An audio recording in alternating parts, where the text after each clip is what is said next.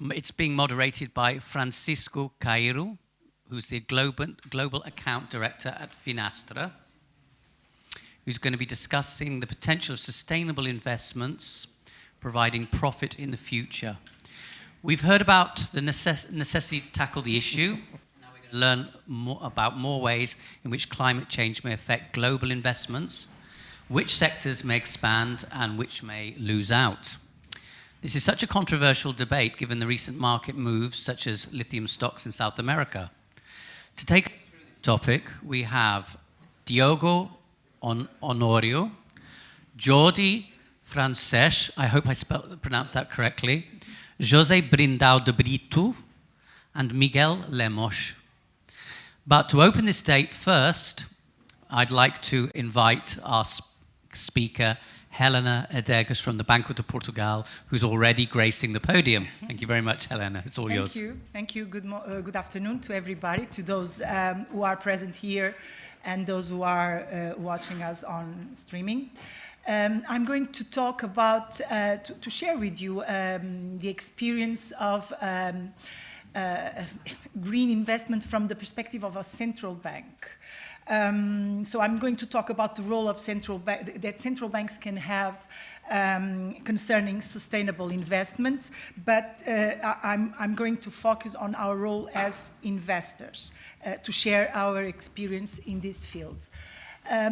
I think that my colleague, the member of the board, Luís Lajinha de Souza, was here this morning to make the opening remarks and has already mentioned the several perspectives that central banks can have concerning sustainability and the concern with sustainability. In fact, we can have several hats. Let's say we can have look at it from a financial stability and supervisory perspective, or from a monetary policy point of view, or as simply as an investor, or even as a company like any other company. So from the perspective of our internal functioning. So I'm not going to go deep into that, but even so, I would like to just give an example in terms of an important example in terms of monetary policy. We have the recent example of the ECB announcing an action plan with several lines of action that the ECB and the Euro system of central banks, European central banks, committed to. One of them was in terms of disclosure, the commitment to disclose climate-related information, and also to require disclosure from the issuers of instruments where the ECB and the Euro system invest. Also in terms of risk assessment, the commitment to make some important improvements. One of them is to conduct climate stress tests of the Euro system central bank, to monitor the external ratings and to adjust internal ratings, taking into account sustainability issues. Another line of action that was announced was to adjust the collateral framework and in terms of the asset purchases, to adapt the corporate sector asset purchase. So in a way to adapt the way monetary policy is conducted, taking into account sustainability considerations. But that has been announced, but now a lot of work is being done, and I guess we are going to have some novelties in the future. But I'm not going to talk about this. I'm going to talk about another hat that central banks have, and which is the role of central banks as investors, because central banks have, as everybody knows, large non-monetary policy portfolios, and in that regard they can do, there is a lot that they can do. So one important thing that central banks can do is lead by example in the way they conduct their investments and help build global standards. Because even before I talk about investment, even if there was no green investment by central banks, simply the fact that they press in some directions not even thinking in terms of regulatory efforts, simply by pressing in some directions will force the market to move and to adapt, hopefully in the good direction. There has been a large growth in the last few years in the green market, green bond market. But as we know, several challenges remain concerning data availability and standardization. I think that was mentioned in the panels this morning. So the industry clearly needs global standards. It needs less fragmentation, and it needs an identical set of rules to determine what counts as green or not green investment. And there is still a lot or some confusion in that respect. And central banks can do a great deal to help further development the green bond market and to help solve these problems that I mentioned. Because central banks have the power to influence the markets and the flow of financing, as I mentioned. They can set the example and have a catalyst role, and they can force improvements and more uniformity in standards and in taxonomies. And to give more clarity to what is more green, less green, or brown. And last but not least, to help the global efforts to develop climate-related disclosures. And the disclosure of green data or sustainability data is very important because there is a precondition for the disclosure to function well. We need good data sources and common metrics and methodologies. So once central banks start to commit to disclose in the future, in the short run, then a precondition that is going to have to be met is to improve the data, because it's unacceptable to start disclosing things that are not comparable among different institutions, among different issuers, among different central banks or different countries. That's not acceptable. So once there is a commitment to disclose, the consequence is that there is going to be, for sure, the need to improve the data quality and the metrics and methodologies. Because otherwise, if we disclose things that are not comparable, we will be, making the market less confident, because there is at least the perception, if not the reality, of greenwashing. I think this didn't pass. Okay. So, and that is why it is so important to actively participate in international initiatives. And I'm going to mention just two examples of international cooperation where central banks participate. One of them is at the level of the Euro system of the central banks of the Eurozone. The Euro system has been working on developing a common approach for their non-monetary policy portfolios, because that's the part where they are independent from each other. They don't have to, they can coordinate, but it's not absolutely joint as in the monetary policy. In that part, central banks don't have that degree of independence from each other, but in the non-monetary policy, they have the decision, the power. And there was this effort to, this commitment to act in a coordinated way. Central bank, recently in the Euro system, there was this announcement of a commitment to start climate-related disclosures in the next 2 years, within 2 years, until 2023. And it was launched a joint procurement for 1 or 2 specialized data providers.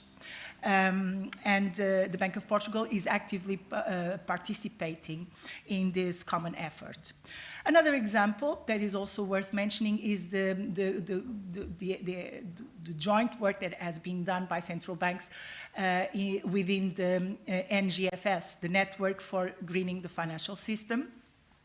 The NGF has been working to help central banks to implement climate-related financial disclosures aligned with the recommendations of the TCFD, the Task Force on Climate-Related Disclosures, and in particular with recommendation, I think it's number 5, to ensure internationally consistent disclosures. And this detail of internationally consistent is a very important detail.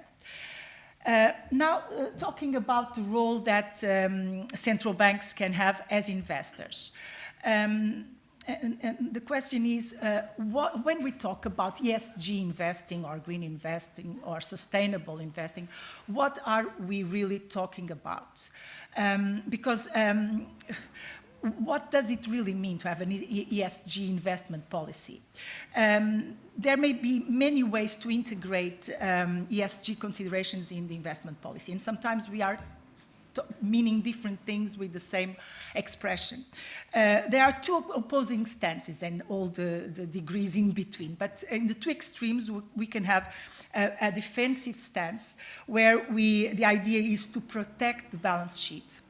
And then the idea could be just to be out of some brown investments. But the problem is that by divesting alone, we will not stop climate change. On the other extreme, we can have a more proactive and more transformational stance. And the idea would be to finance the energy transition, but that can mean assuming more risks instead of risk protection, which is the first strategy that I mentioned. So between these two extremes, there are several possible strategies. Some are clearly more powerful than others, but they all can be useful and they are complementary. They complement each other.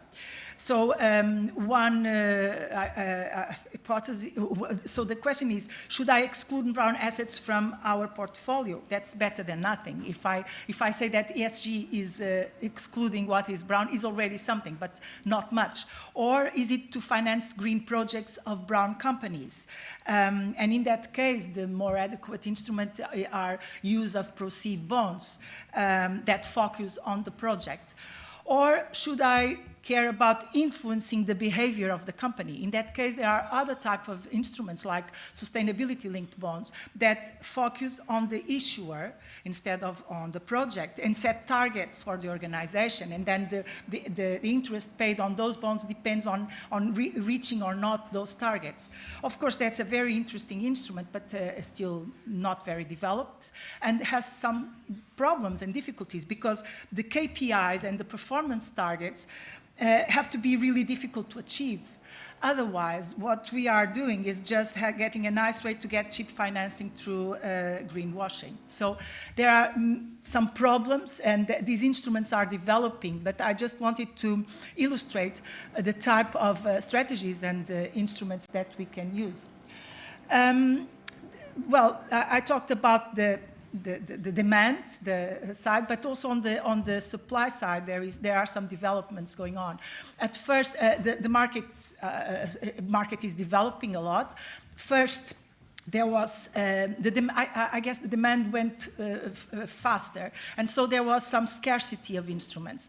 And from that perspective, the new developments, even the COVID crisis, the pandemic helped the sustainable market development because, as we know, there is a strong commitment of the EU to become climate neutral and to increase the green bond programs. And we have these two very important programs, the SURE and the Next Generation EU. So we expect to have more, on the supply side, more issuance of green and sustainable instruments.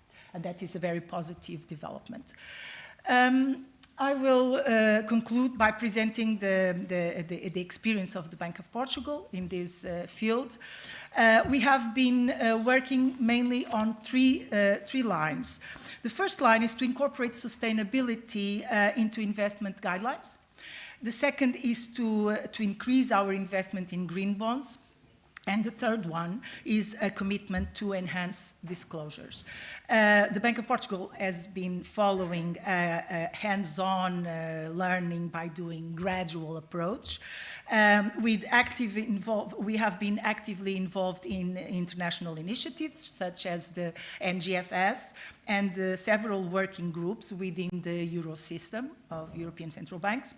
We have participated as a seed investor in 2 green investment funds, one launched in 2019 in dollars, and the other one launched earlier this year in euro, managed by the Bank for International Settlements, funds that are where central banks can invest.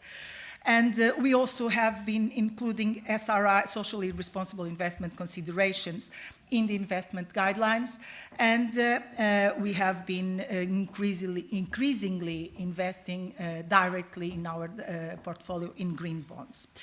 Looking into the future developments, in the short run, what do we have? The Bank of Portugal is currently conducting a strategy review of the asset management policy, and the ESG layer is going to be a key variable in that review. Of course, it's not concluded yet, but it could result in an increased exposure to green bonds and even on a more formal commitment, such as a responsible investment charter. And in the medium term, further down the road, we can envisage an ESG database for measuring and reporting portfolio carbon footprint and enhanced transparency and disclosure. And that was basically what I had to say. Thank you.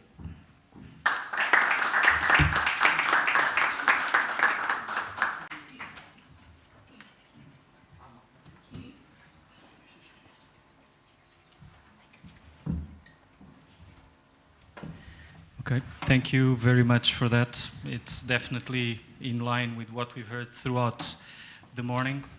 I want to welcome all the panelists. I'm wondering if Diogo is already also on with us on the session. I'm going to put the hat of the companies, those that are there chasing the financing, since we have a panel with venture capitalists, central bank, investment funds, and I'm going to give an example of 2 companies that are basically from the same market, are developing a product in the same area, and have very different situations. One of them, definitely Star Performance, has a growth, I would say, doubling free cash flows every year. But when we look at deep down, we can see that there are some security concerns with the product they're developing. Maybe they're not really assessing their supply chain finance. And I know because I've created the data, so I know that in the first 3-4 years, this company is going to grow exponentially, and then it's eventually going to be hit. So from that point onwards, and it's going to start decreasing its value. The other company is a company that has a moderate growth, will have, let's say, double-digit at least yearly growth in terms of its free cash flows. Also in the same area, taking a lot in consideration sustainability goals, looking at its supply chain, looking also what they are doing, and of course, because of that, it has costs built into their business. Now, we know which company the market would value highest when we have a first look at it, right? So one question that I would like to do before getting into the specifics is around the sustainability. Sustainability is a topic that has many angles and can be seen from many sides. And I would like to direct this question to you. How has sustainability changed, the concept of sustainability changed in the past 10 years? Okay, thank you. Thank you very much, first of all, for the invitation. Well, I'm a macroeconomist, and so my angle comes from that side of the complexity. And what I see, sustainability is the perfect example of a public good. in the sense is non-rival. That means that we all can consume the benefits of a sustainable world and society. And it's also non-excludable, which means that I cannot exclude you from the benefits of a sustainable society in the world again. That means that we don't have a market to start with. And that makes it very hard for companies to produce sustainable products or build on top of their own products this sustainability layer. How can we solve this in what has happened in the last decade or less than decade? First of all, there's consumer awareness, and that by itself creates the market that didn't exist before. Because nowadays, or now, some people are willing to pay an extra premium for this sustainable layer on top of products and services. And the other angle of attack is regulation, okay? Because as we all know, sustainability costs, or all the bad things that come out of carbon emissions and pollution and so on, that was not internalized because there was no cost attached to any of these nasty consequences. And that's where public policy can help by imposing, for example, carbon caps or carbon taxes, or can force companies to do this or do that. And so slowly, both from the demand side, that is consumer awareness, and from the public policy side, we are starting building a market for sustainability, and this is only the beginning. I guess that we'll see this take off. Okay, thank you. That's really good. Diogo, I think I'm going to refer to you now. I'm wondering if you can tell us how has the concept of sustainability changed in the past 10 years? Absolutely. First of all, I mean, thank you very much for this kind invitation, and it will be indeed, I mean, challenging to follow the very compelling opening speech from Elena. But addressing your question, I think sustainability today is defined at the intersection of three components. You have the environmental, the social, and the governance one. Not just one isolated, but the combination of the three. And it has been an ever-evolving topic, and as a matter of fact, it still is. So if we look, from an investment standpoint, first, the focus was on the risk management side. So the governance, even some negative screening, depending on the company's specific activities. Then it moved on, to the understanding of the value creation at the company level using specific E, S, and G KPIs. And then it moved on, and it still is moving on to this kind of, understanding of impact at a society level. That is, I mean, how does this specific business or company contribute to our sector, industry, and even society? So to a further extent, how does this align with the 17 SDGs? That is where more or less we see, the short-term trend heading towards. Thank you, Diogo. Absolutely. Diogo, another one to you, maybe. How can we ensure sustainability is a key part of the investment analysis? Well, I guess first we have just to accept that sustainability is no longer a trend. It is pretty much, a given factor. And as important as, the usual kind of, number crunching and the understanding and assessment of management of the companies when we are trying to assess a specific business. So in the same way we want to understand, the company business plan, we also want to understand the management views on ESG. I mean, what are the motivations? What are the future plans towards embracing this? So therefore, I mean, depending on the availability and quality of data, the same quantitative and qualitative principles should be applied. And to some extent, even using some of these KPIs in the company evaluation model. Do you think sustainability improves the alignment between shareholders and stakeholders on value creation? Yeah, yes, absolutely. So if we again, bear in mind the whole concept, of sustainability, first you have the governance. So strong governance is the foundation to build and align interests. Then, of course, I mean, with this whole concept, the social and environmental side, so the more each company manages and embraces each of these components, then the better this company will position itself and consolidate itself in the market.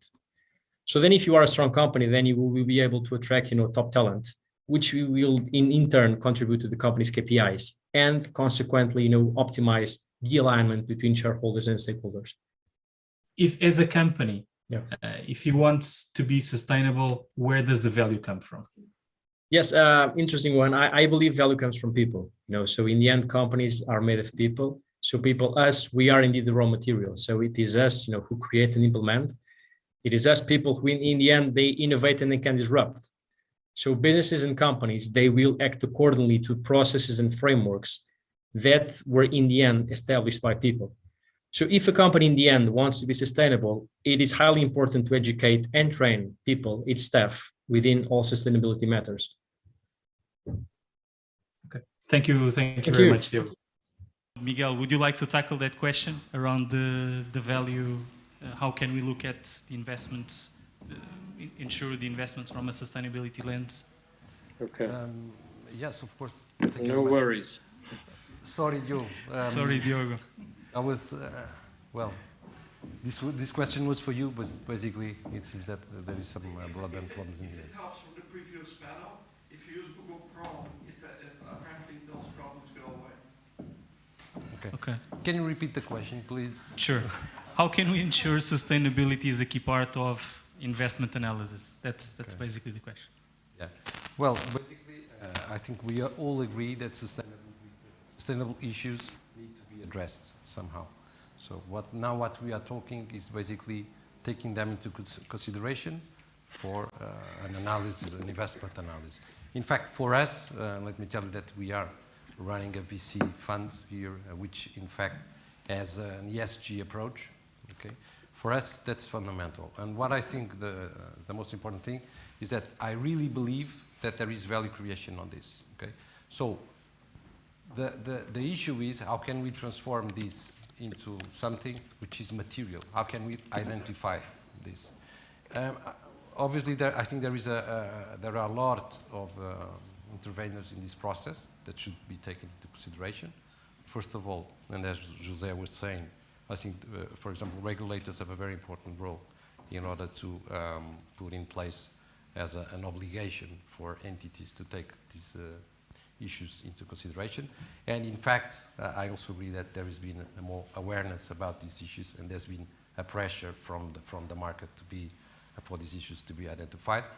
And in my view, and if you see there is also some evidence for this, sustainable investments have been performing quite well in the past. It also has to do with the flows that are coming to this investment approach, in fact, which are also somehow putting some, I would say, some pressure on the prices of the assets that are invested in. But in fact, you see that these flows were coming in the past, and for sure that they will be reinforced in the future. If you see the largest asset managers in the world, where we are not included, unfortunately for now, but if you see the largest asset managers in the world, then in fact, for example, surveys they've been conducted and so on, the tendency will be to include these ESG factors in an investment decision. And what I think is that you have this is not a short-term tendency, in fact. You'll see this will take, these factors will be taken into consideration, and in fact this will be broadened in terms of the funds, for example, the funds that take these factors into consideration.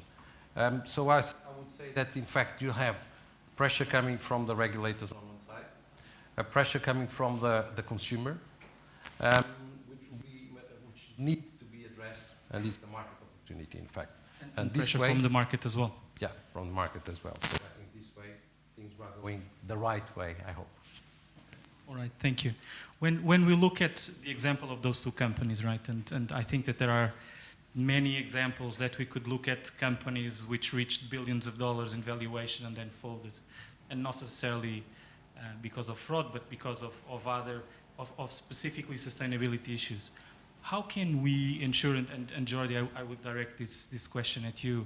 It's a bit of a, as we say in Portuguese, chute na canela. But how can we ensure that, when we are, and this company is looking for funding, seed funding, whatever it is, Series A, Series B, whatever it is, that value creation doesn't become value destruction under a sustainability lens? How can we do that? Thanks for the question, and thank you, for the invitation to attend this summit. It means, in order to give you an answer, I need to explain, which company I represent. No? So Glenmont Partners is one of the largest European funds only doing clean energy. So in that respect, us being here is quite an easy kind of sponsorship in terms of what we do, no? And we have been doing that for the last 12 years. We have several funds on the equity side. We have one fund on the debt side, only looking at clean energy. So in that respect, ESG is at the DNA of what we do. No?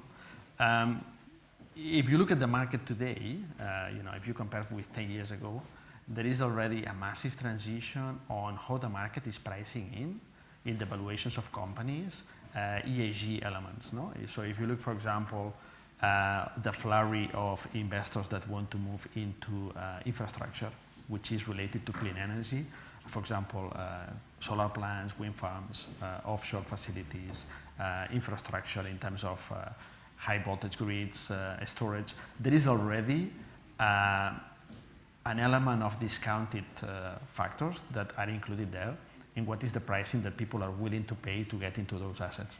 So that by default is already happening. So I do believe that actually the market is working in terms of defining what are the price of the different companies or assets just based on the ESG. If you look, for example, what's going on with the carbon markets in Europe, no? Now the price of carbon is quite high, which is actually doing is disincentivizing companies, for example, to use coal to generate electricity, so not to generate additional CO2. So in that respect, the system is working. I would say the key challenge that we see is not available of funding for these companies or these kind of projects. And it was mentioned before in relation to the European agenda for 2050, to decarbonize the economy, etc., etc. So I think at high level, it's really good. I think the key challenge that we have is how the different countries, and I'm looking at Portugal in particular, is implementing legislation to the bottleneck planning and permitting process for these projects to actually happen. These projects will generate a lot of value to the Portuguese economy. If you look at the power prices today, I think it's obvious. And will create energy independence. It will create competitiveness for the Portuguese economy, for example, or it would be the same for any European country. But actually there is an issue really in terms of legislation and in terms of different countries in the European Union, understanding what is the master plan at European level and how you implement that to the bottleneck. I think the market by itself is already selecting, between these two examples that you mentioned below, it's already happening. Carbon pricing, the amazing amount of financing that we see for clean energy infrastructure when you compare with coal power plants, you compare with gas-fired power plants, the differential is already there. So the financial markets are already operating. I think the issue here is that there is a lot of cash, there is a lot of liquidity in the market. The issue is there is a demand for more projects. The economy, the society is demanding more products, but there is a bottleneck. And the bottleneck mainly depends on the 27 European national governments that they need to debottleneck the planning, permitting, and all the regulatory processes. Okay. Can I just make a comment? Absolutely. I guess that in these kind of events, we are tribe-like, right? We all think alike. But I work for a bank, and we have a big bank which basically covers the whole spectrum of the corporate landscape and also households. And so there are companies for which going the extra mile in terms of sustainability is quite costly, right? And there's also something that we were talking about just before we went on air, which is this idea that sometimes the E of the ESG conflicts with the S and with the G, And for example, we have the Millennium BCP Group has the biggest bank in Mozambique. And their sectoral specialization is basically fossil fuels and mining, right? But if we are to impose European-like sustainable standards on the climate side, on the E side, then you completely blow up the S side, the social side. So those kinds of trade-offs have to be very, very thought very carefully. And the balance is not obvious, but not every company out there can issue green bonds. That we all like to have in our portfolios. Sure. And let me ask you now a question from a follow-up on that from the company's perspective. If myself as a company, I want to be sustainable, where does the value come from? For me? For you, yes, as a follow-up, since you're talking about. Well, I guess there's the consumer awareness is of course one obvious angle. I guess that again, regulation is making non-sustainable behaviors and business models quite costly, because of sustainable finance initiatives, you'll be stripped out of funding. Okay, so there's a lot of good reasons to behave, and we have to be creative, corporations, and see how you can square this very demanding regulatory apparatus with demand, with the public. So it's up to each company to see how you can improve. For example, in banking, we are always trying to find, for example, savings products that can cater for this kind of concerns, or we can have the right credit products to help companies to make their sustainable transition, and that's how we do it. Can I just help? Sure. I was going to have a question for you next, but yes, go ahead. Okay, but maybe the other question I don't like, so I'm going to go ahead. to add something to what was just said. To your question, if a company wants to be sustainable, how can it benefit from that? Another aspect where it can benefit is if the company is really credibly sustainable, it should get cheaper financing at a low. When we compare even government bonds issued by Germany, the green bonds trade at a lower yield than normal bonds. So if markets function well, not even talking about sustainability-linked bonds, where in fact you have, if you reach certain objectives, you get a cheaper interest rate. So even on the financing side, if you are credibly sustainable, you can get cheaper financing, so larger margins. If you allow me, I would just like to go ahead. Another aspect. I think we are talking about sustainability, and there is an issue which I think is really important, which is reputation. And you've got the reputational risk, in fact, if you're not considering these issues. And if, for example, a company is selling a product or a service or whatever, you can have a negative impact in terms of valuation if this materializes into lower sales, for example, because in fact the market is aware for these issues and want companies to comply with best practices, and it can penalize the company. In fact, if you have a problem, for example, even a few hours ago we were talking about a company that had a supplier which in fact was not complying in terms of social rules. For example, they were hiring junior people and so on. This has a material impact on their valuation due to the reflect on their sales, for example. I think one example is climate change. So if you don't include in your business model a good analysis on what will be the impact of climate change and how you adapt your supply chain, you're building your facilities, doing a risk analysis, I would say it's not going to take long when the market is going to really price that one in. No? It means I fully agree with the point that actually financing is already considering and pricing in clean energy infrastructure, and that is a reality today. So the market is already working, that is already identifying if the ESG elements are well considered or not. Okay, and the question that I had, considering that sustainability is a long-term objective, how can we ensure that short-termism doesn't detract us from that long-term policy? That's the most difficult thing. That's why markets, maybe that's the reason why there is the need for regulation and intervention by authorities, and it's not possible to simply rely on the invisible hand, because otherwise, if we let the invisible hand work on its own, in fact, we have the problem of short-termism and insufficient concern with the long run, when we all be dead, and so it's for our grandchildren, so we don't care. That's why regulation and intervention is needed. Thank you. Diogo, I'm going to try and get you to join us here with the question. Can you hear us well? Let's see. Doesn't look like it. Okay. Okay. Okay.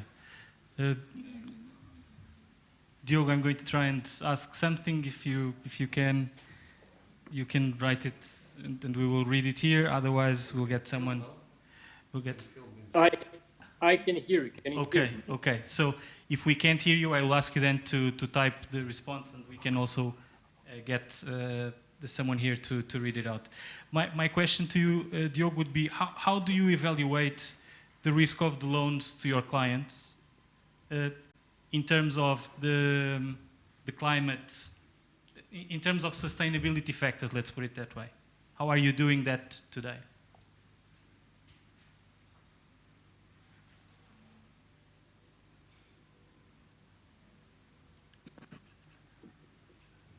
No? Okay. Okay, that's not Diogo. Okay, it's okay. I don't know if someone wants to take that question. We started a few years ago to raise a fund for debt. Debt is only clean energy assets, is our expertise. So the debts are based on assets, across Europe that are solar plants, wind farms, biomass projects. It's across the EU. When we invest in these loans, we look at the underlying asset. So we're looking at CO2 offsets, we're looking at productions, we're doing the SCRs and all the compliance covenants that they have for the financing, and actually we take them over. We have a screening based on the expertise that we have on this type of technologies. We screen the types of assets that are being put on the table. No? And for example, we're looking at what is the CO2 intensity of these assets and if they can be considered clean energy or not. Based on that basis, we actually we do our investment in different loans across assets, just based on that basis. So what is your carbon footprint? What is your ESG impact? And based on that, we're doing, we apply a methodology and we select the assets. Sometimes there are assets that, in portfolios that we look to buy from lenders, we selectively take what we consider is best in terms of from an ESG perspective. Okay. And I guess a last question, Jose, I'll direct it at you. Do you think that sustainability has aligned stakeholders and shareholders more, or has pushed them apart? Yes, it's more. Corporate responsibility is something that you increasingly hear at boards and presentations, corporate presentations. So I guess that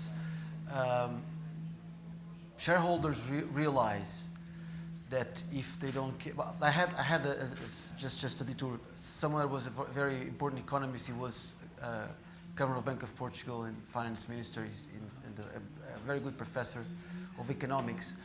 And he had this beautiful library, personal library at home.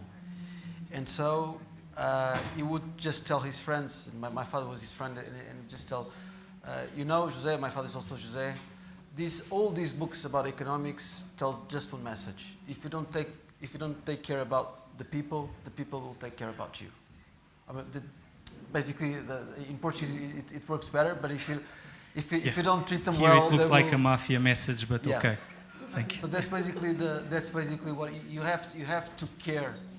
And now in 21st century, when the technology is such that you can provide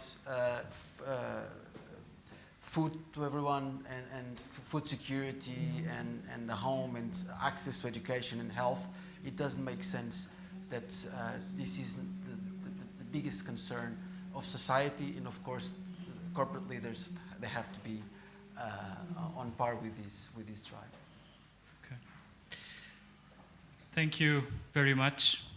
For me, it was a very useful session. I hope you enjoyed some of the questions and discussion. Can I just say that Diogo is now answering. His answer should appear any moment. Okay. So I'm going to read what he says out to the panel, if that's okay. Sure, sure. It comes in. Oh, here it is. Okay, here we go. These are your questions, all the questions. So the first question was, as a company, if you want to be sustainable, where does the value come from? So he says people. Companies are made of people. People are the raw material. People create and implement. People innovate and disrupt. Business and companies then act accordingly to process and framework established by people. Therefore, it is important to educate and train people in sustainability matters. Then on the second question, does sustainability improve alignment between shareholders and stakeholders on value creation? He says absolutely. Bearing in mind the whole concept of sustainability, a strong governance is the foundation to build and align interests. Then, the more each company manages the social and, if applicable, environmental, the better the company will position and consolidate itself in the market. If you are a strong company, you attract top talent which contributes to company KPI and consequently to optimize shareholder and stakeholder alignment. Now, then, on long-term financing, he has something to say. He says long-term financing is dependent on the nature of the business asset. He says real assets have natural climate risks embedded more than ever. He says in the way we want to understand a company asset part business plan, we want to understand management's view on ECG, motivations and future plans. All three components of E, S and G, depending on the sector, more attention is given to each pillar. I hope that is kind of answers some of the questions. It's a good contribution, thank you. And thank you, Diogo, if you're still hearing, thank you for that contribution. And thank you to everyone who's joined the panel. Okay, thank you.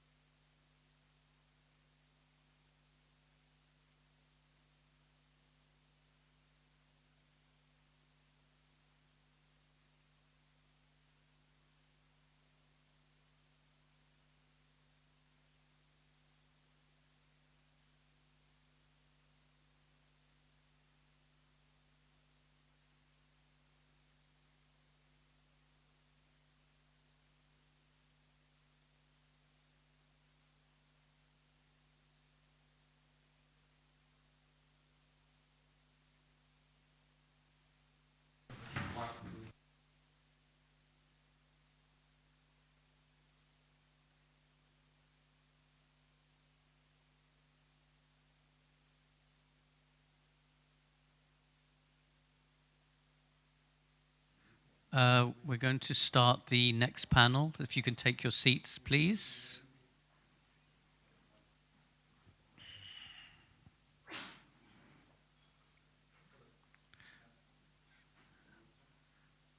Okay.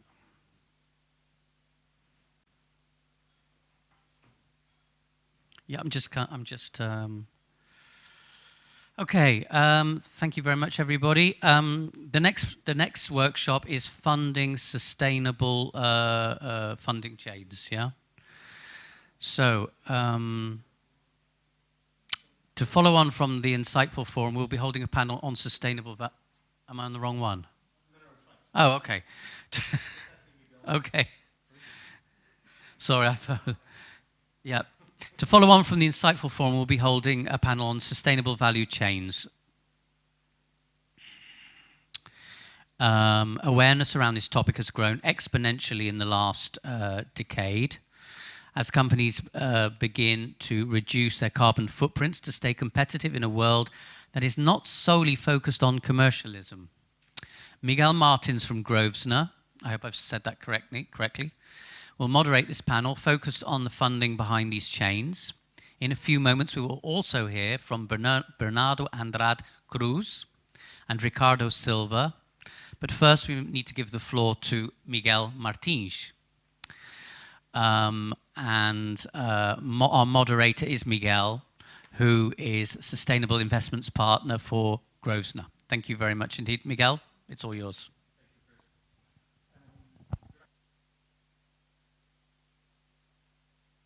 I'm actually going to start, Chris, if you allow me, with some housekeeping concerns here. So we have slimmed this panel down to 30 minutes. Not working? Oh, I have this one. So we have slimmed the panel down to 30 minutes. I wish I could say the same about me, which didn't happen. I was supposed to do an intro about this one and next one, because what we are trying to do this afternoon, it's to take you beyond your comfort zone. I was looking for the right word for that, and José before used the word I was looking for, which was tribe. Right? This has been a little bit of a tribe of the financial sector. But I want to show you the other side, the productive sector, and how the productive sector is working and treating and embedding sustainability into their value chains, but also how they need your help to implement that change. I'm not going into details on explaining value chains and all of that. I'm sure that Bernardo and Ricardo, we have you there, will do that.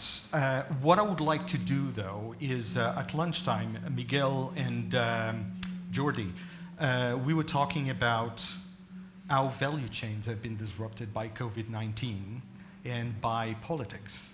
Right? So what we know is that embedding sustainability, especially in global value chains, has been identified as a key issue by governments, by developing institutions, and by multilateral financial institutions.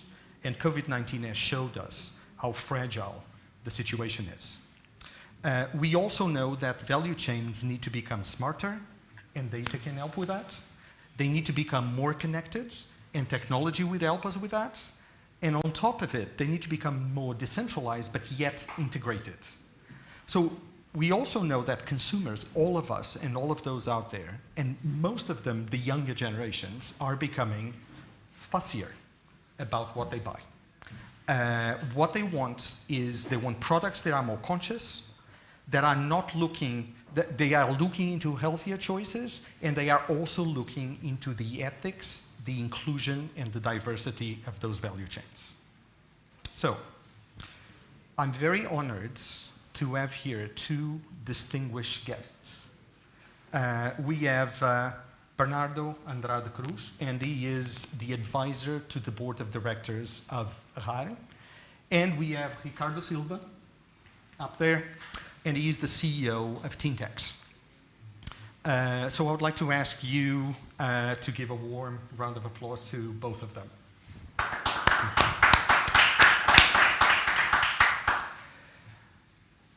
I'm going to ask three big questions around three big topics on sustainable value chains. The first one is around risk management. The second one, it's around opportunities, and how innovation plays into that. And the last one is around the role that you would like the financial sector to play to help you embed sustainability into your value chains, be it here in Portugal, down the stream, or be it there, because both of you have value chains that cross borders. And not only do they cross borders, they go into emerging markets, which can be very complicated markets to tackle. So Bernardo, let me start with you. RAR it's a big group that cross-cuts a number of sectors. So what I would like to ask you is, if you don't mind starting with those that I think will fit better, like for instance, the work you do in produce, the work you do with sugar, because those are probably the most complex value chains that you have. So how do you manage, how do you mitigate the environmental and social risks that you are faced with in your entire value chain? Okay, thank you, Miguel. Thanks for the invitation to be at this panel. I think it couldn't be at a better timing. The previous panel just was discussing how industry sees and tackles sustainability, and I think here Ricardo and I could give a glimpse of what it can be. So obviously, just as you said, we have at RAR, we have two completely different value chains. The sugar one starts in emerging markets. We can talk about Brazil, Cuba, Swaziland, South Africa, and many others. And we have there the production, and then we bring the product to Portugal, we refine it here, and then we sell it to the rest of Europe. And we have Vitacres, for example, that is in the produce sector, and everything starts here in Portugal and in Spain, in the farms, and goes directly to European market. So the challenges we face, both environmentally and socially speaking, are quite different. We have to think that whereas when we are talking about emerging markets, we can't be, and José Brandão just said that in the previous panel, we have to think that the E and the S of ESG kind of conflict between themselves. So I can't put too much pressure on the environmental side, forgetting the social side and the social impact that could have. So for us, the challenge is, whereas in Portugal and in Spain, we are focused in reducing pesticides and fertilizers. We are focused on using the most modern technology to use water efficiently, to avoid and minimize waste. In other countries, we have to look at the social side. So we have to think about working conditions, make sure there is no child labor. So we have to look at all those issues that are a bit trickier when you have to negotiate and work on this kind of markets. So if I have to sum up, I would say, whereas the sugar industry has to focus on the environmental impact it has, the produce sector, the produce Vitacres, we have to focus on people, we have to focus on the social area, and how can we help them get better conditions and being sustainable, not only environmentally speaking, but also socially speaking. Okay, perfect. And that's actually, I find that a really great example, because when sometimes we talk about social, we tend to think that the only areas where social becomes a problem is if we are talking about the so-called countries in the south. But it's amazing, like with a product like Vitacres, you are focusing on the social right here in our home turf. In our home turf, yeah. Right? Ricardo, it's good to see you. I mean, it's Teamtex works in a very difficult sector of activity, right? Some people, I mean, it depends. We love tables, we love rankings, and when you look at the most polluted sectors, everybody agrees on the first one being energy, but then it's a mixed ball. But sometimes the fashion industry tends to show up there when we look into environmental footprints. So I would like to ask you the same question I asked Bernardo. How do you mitigate those risks that you see along your value chain, both in Portugal as well as abroad? Hi, Miguel. Hi, everyone. So, fashion industry, fashion business, and so on is a very global industry and value chain, right? Starting a lot where the cotton grows in our type of sector. It can be either India, China, Turkey, or US on the other side. And this has a global footprint, as these materials are transported everywhere in the world. Then we have chemistry, we have chemicals, especially in our field of activity at Tintex, we use chemistry in a high level. So we are the dye house and finishing company. We process materials and supply them so they can be manufactured either in Portugal, across Europe, or in other places in the world.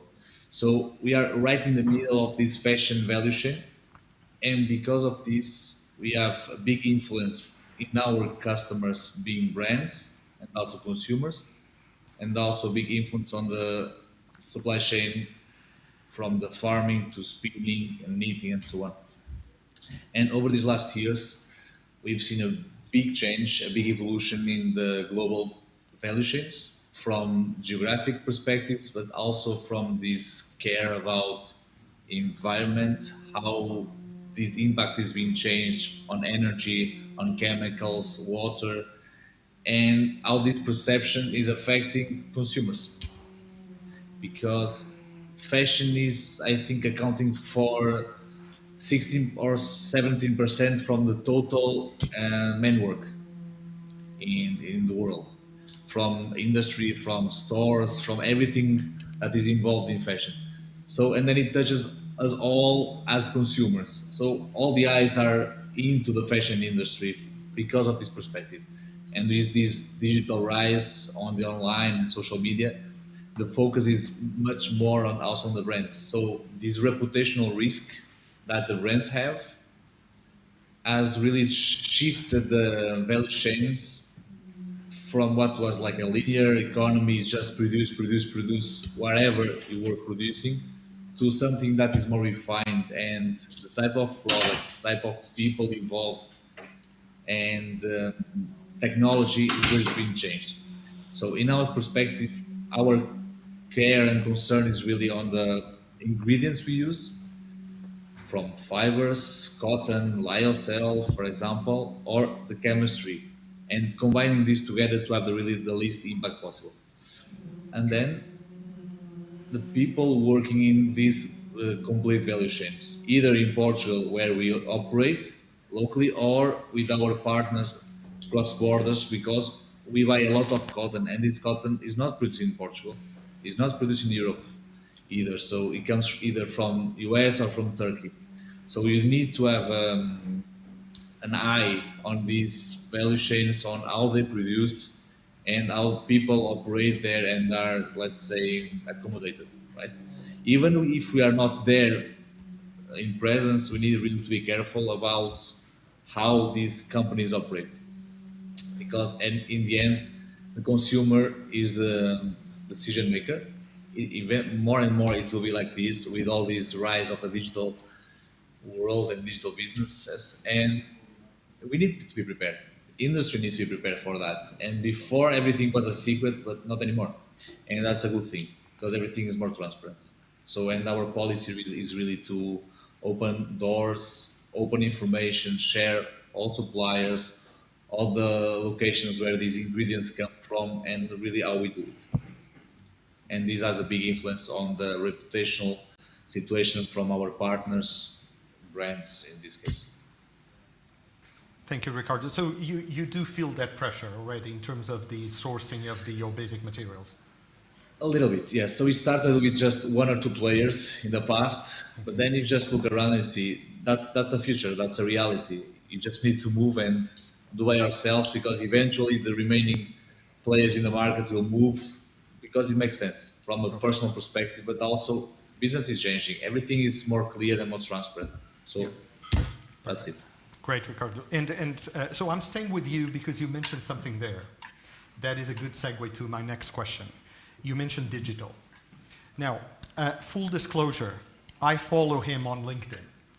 And, you know, there's hardly a week where I don't see some news about Tintex on what they are doing that is innovative, how they are taking technology developed in Portugal into other countries. There was a news, I think it was 2 weeks ago, on now using new dyes in partnership with a stakeholder in the US. So with that, when we talk about sustainability, there is a trend, particularly if we are in a financial sector environment, to talk about the risks, to talk about the negatives.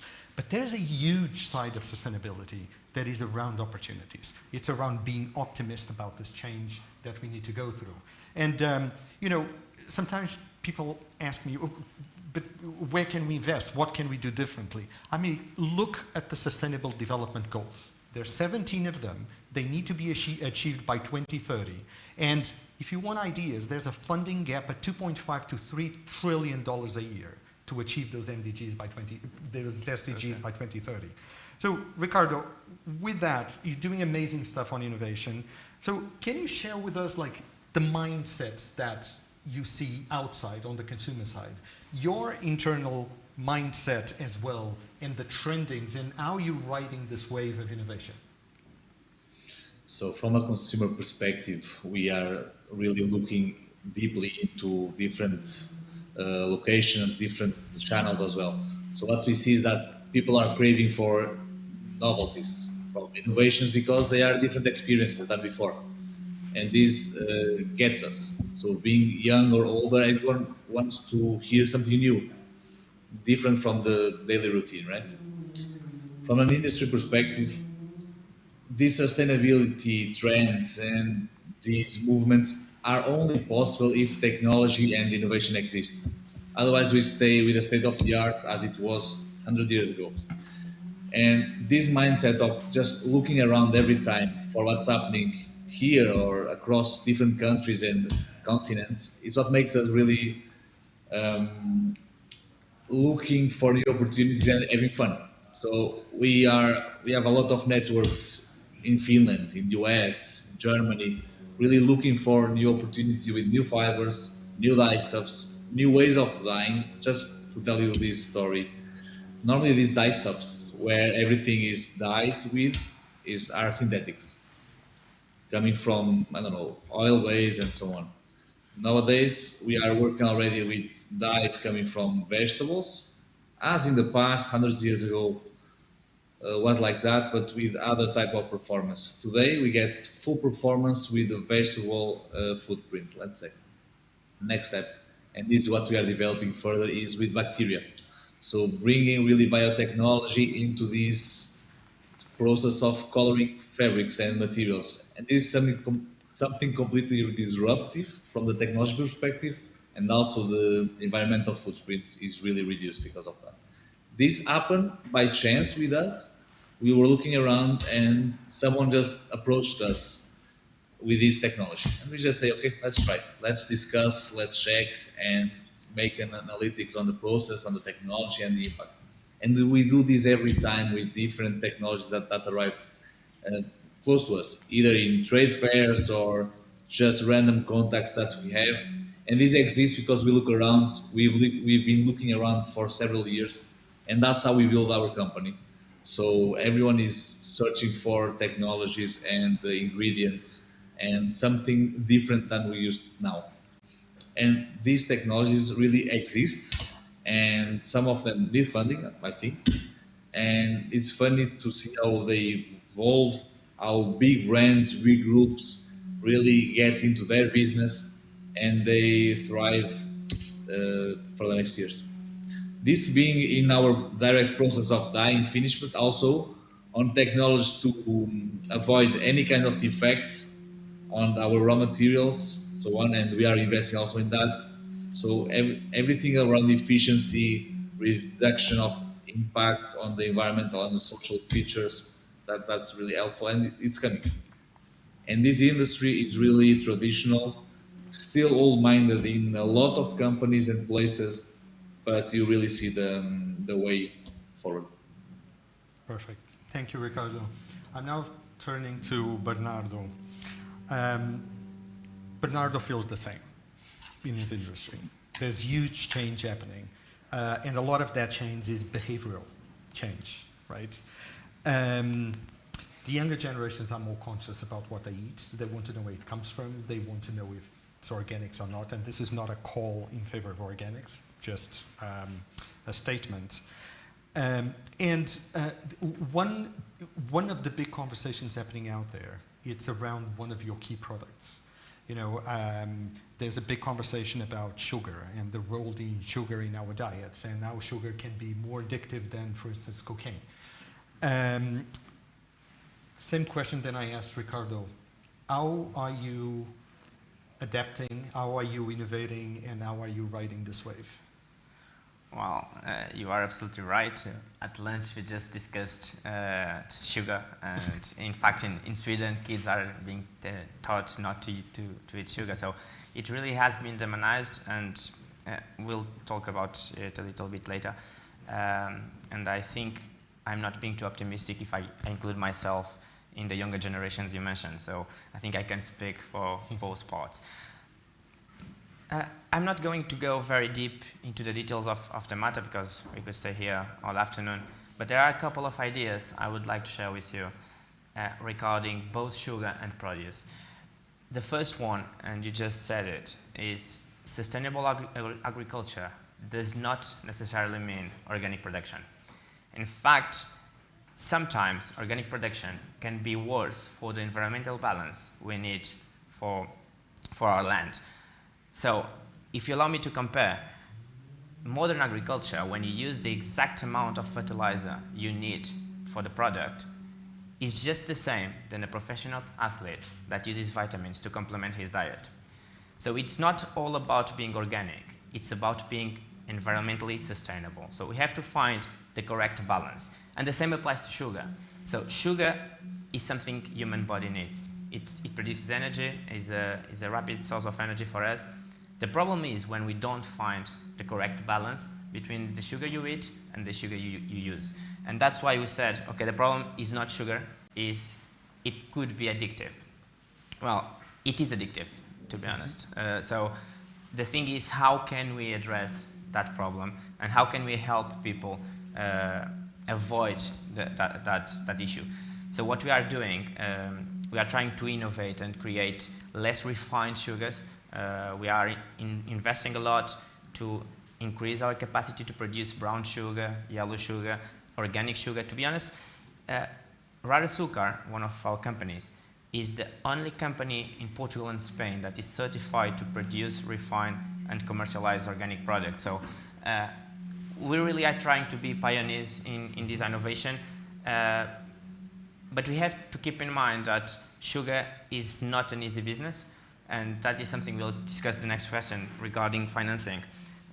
We can't just invest if we don't have the return in the short term. We can't just think about the long term. And sustainability is not about 2050, 2040, 2030. It's about tomorrow. And that's one of the things that worries me. So if organic food is not necessarily the best solution, is it a bad one? No, obviously not. So sometimes it is the best one, other times it is not. And that's why when you discuss green bonds, when you discuss how can we measure, and we've been discussing this morning data to address financial investments, when you try to get this data, you have to understand really well what you are measuring.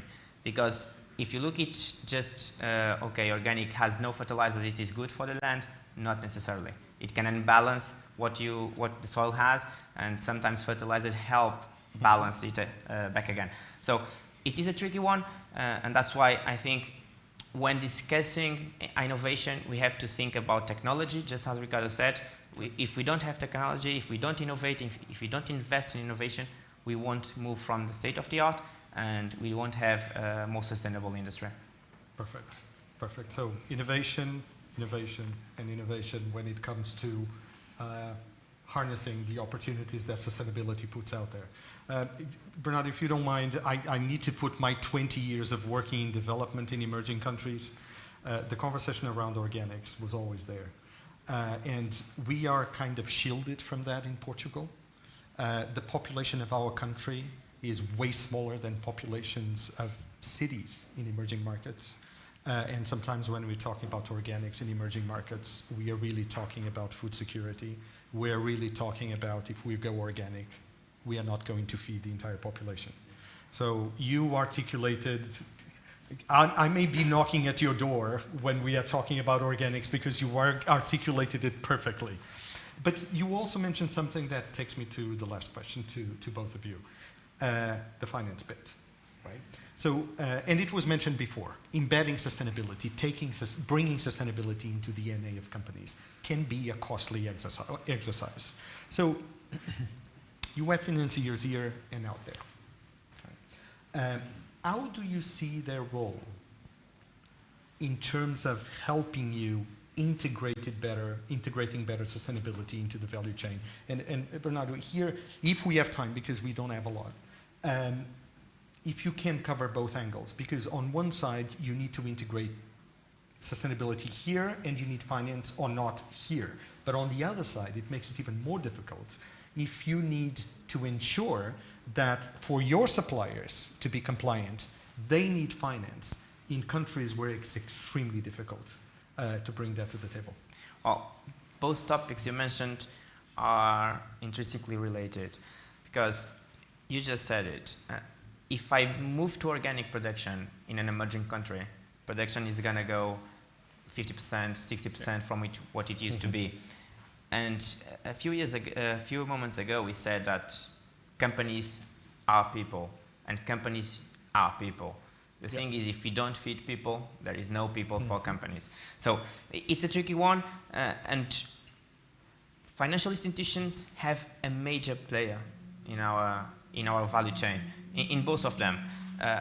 If you look a bit at it, you can understand that we are capital-intensive players because you plant it today, but you won't get the sale of the product before 2 to 3 months. So in that gap of time, you do need the money to do your everyday thing. So the tricky question here is how can we address and how can we develop solutions together with the financial sector that don't look just if you are green, brown, yellow, it doesn't matter. But how can, in our industry, considering both environmentally speaking and socially speaking, how can we address properly our issues? Because it was what you said. In here, I do need investment to become sustainable in the short term. I could give you an example. I'm just trying to move from, we have a cogeneration, so we use gas and fuel, and we are trying to move from it to biomass and solar power, combining them together. And that is immediate investment for now, and we have to do it with financial partners. But then you have to think that, okay, I become organic in Portugal, I become sustainable in Portugal, where I'm going to go, where I'm going to get the raw material. And in there, that's the question you said, the problem you said. I do have to find the correct balance between what is organic, what is normal production, and how can I help people, mainly from the social point of view, in those emerging countries, to get better conditions, to get better companies that then can be better suppliers for us. So in the same, if you have better suppliers, you have better production and refinery. If you have better production and refinery, you have better products for our clients all around the globe. So that's the biggest challenge we have. And obviously, we are already working together with financial institutions to make sure we find, let's call the green bonds adapted to our industry reality. Perfect. Thank you so much. Messaging is clear. Ricardo, you know what I'm going to ask you, right? Same question. So how can finance help you mitigate risks, harness opportunities, increase investments into innovation along your supply chain, both in Portugal as well as abroad? All that we've been talking so far, at least in the textile business, about environmental and social impacts, are about ingredients, are about daily business, making step-by-step improvements. And for this, I don't believe there is a need for help from financial institutions. I would see a big step, a big leap on digitalization. There's a digital revolution coming into textile industries, and this is purely because the industry so far is very traditional. So some technologies that we see already in a lot of different sectors as a normal state of the art in the textile business doesn't happen, and still business grows. So imagine when this digital revolution comes into these companies, smaller to bigger ones, and the efficiency increases really in 2 3 digits. And that's incredible. And this is just to increase efficiency with the business today.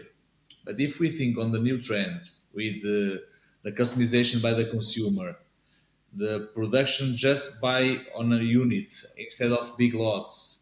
If we think all the companies integrated with the information traveling across companies automatically, so this is something that is being talked for years and months, some of them, and there are not yet companies making this move because there is a financial burden to it, and we are involved in a different programs and processes really to develop a framework on how to help different companies in different stages of maturation within the industry really to understand what is the first step, the second, the third, really to achieve this digital evolution. And I think that will be the key aspect, because there are startups with great ideas that need funding to progress further. There are companies that are mature enough and they just need the next step of technologies to implement in their companies that they need funding also to implement on a short time. So I think this will be the balance. We are talking in software, in hardware, in some technology that we don't know yet how to make them, but we know what we want for them. And we've seen these unicorns coming, and like Farfetch thing is an example on how the evolution is coming for the rest of the industry, because that's purely digital on fashion, and that's a very short scope of the fashion industry. New high tech solutions are coming really on that scale. They just need a bit of gas to proceed further. And I think that that will be the case. With the right margins from the financial institutions, things will evolve further, and the complete industry will be much more in a progressive way. And by the way, Portugal is seen today as the top notch in the industry on fashion and garment manufacturing, and without this technology. So imagine the next step. And I think that will be the case. We are not talking anymore about these low impacts on new chemistry, new fibers, but really about not using them. Because if we can just reduce the scrap, the defects, produce just for orders, we are maybe saving 30 to 40% of all the raw materials, all the processes involved. And that's the real efficiency.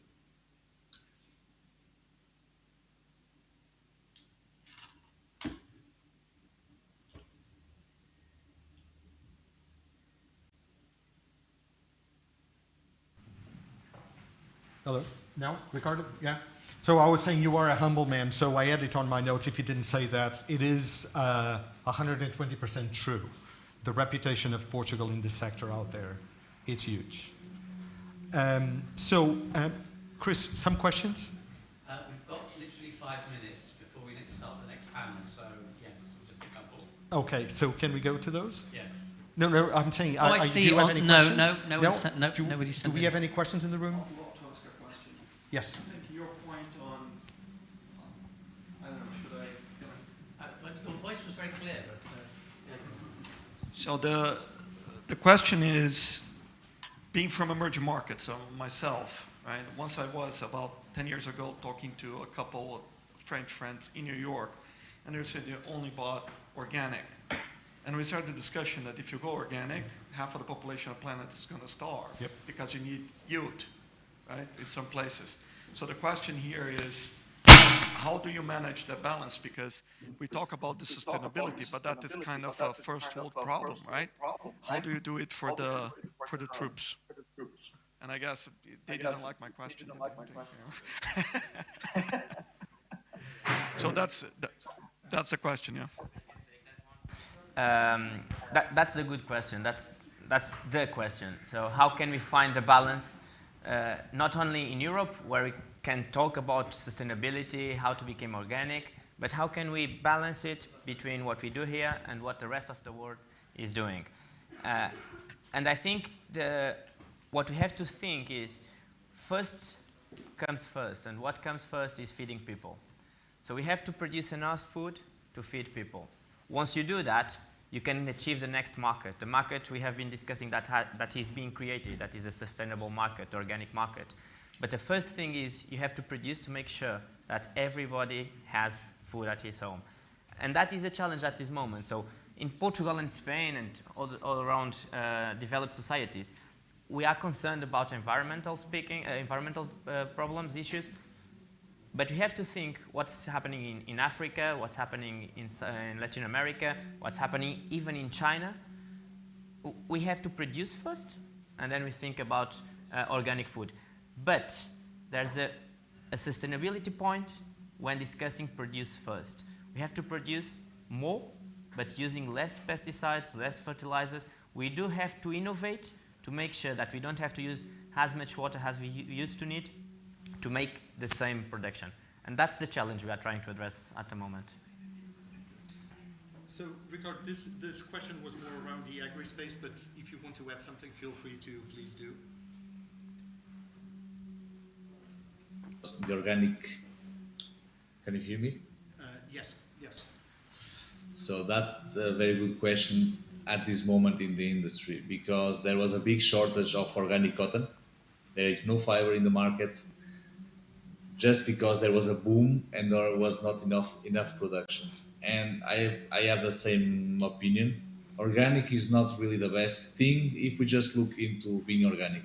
There are so many variables there, and something can be fully certified in organic cotton in this case and have a big impact on water, field, people, and so on. So I'm struggling a lot to try to influence the value chains and the stakeholders around, really to understand better what is the good way to do. But as the industry is evolving rapidly in that way, is really difficult. So organic depends. That's my point. Thank you, Ricardo. Okay. We got to the end of our time. Yes, we have, unfortunately. Yes, and for you here and out there, this is just a teaser.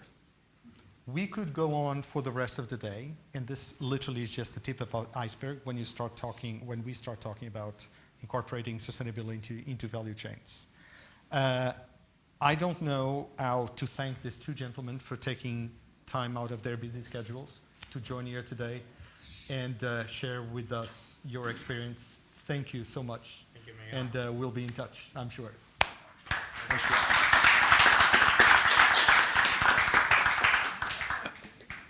Okay, ladies and gentlemen, we're going to have 10 minutes, literally 10 minutes break until we begin on sharp at 4 o'clock for the next and last panel. Okay, thank you very much. Enjoy your coffee. Okay, so we come to our fifth and final panel today, how to inspire the future and where to go from here. Our moderator will be Miguel Martins, a sustainable investments partner from Grosvenor. And he will moderate this forum, so we look forward to see how we can encourage and incentivize the next generation to continue, develop and improve the work that has already been started. Given that the world is supposed to warm by more than 2 degrees before 2050, this is the world's biggest challenge that we are facing. We welcome today, if the document will just come back up again, because it's just disappeared off my screen. No. Okay, hang on. We welcome today Anabela Figueiredo, Head of Strategy for Novo Banco. Welcome. We also welcome João Duque, who is the Finance Management Professor for ISEG and is a very well-known economist in Portugal. We also welcome remotely Nina Serga, who is from the Cambridge Institute Sustainability Leadership, and Miguel Martins, who is our moderator, please, if you would take it away. Thank you. Thank you, Chris. Welcome again. Special welcome to the three of you. I still don't see Nina. Do we have Nina? Yeah. So Annabelle and João, pleasure to have you here. So I'm going to be very transparent. I told you in the previous panel, we were talking about, we wanted to go out of the safety of an audience from the financial sector. And we brought two players from the productive sector to tell us about their challenges embedding sustainability into strategy, but also what they expected from the financial sector in terms of help, both in Portugal as well as abroad, wherever their supply chain started. And I said, when I started that, I said, I'm going to take you out of your comfort zone. What I would like to do now is take you to space. I don't want to challenge Chris, but I think that when we get to the end of the panel today, we may realize that the biggest challenge we have is not necessarily climate change.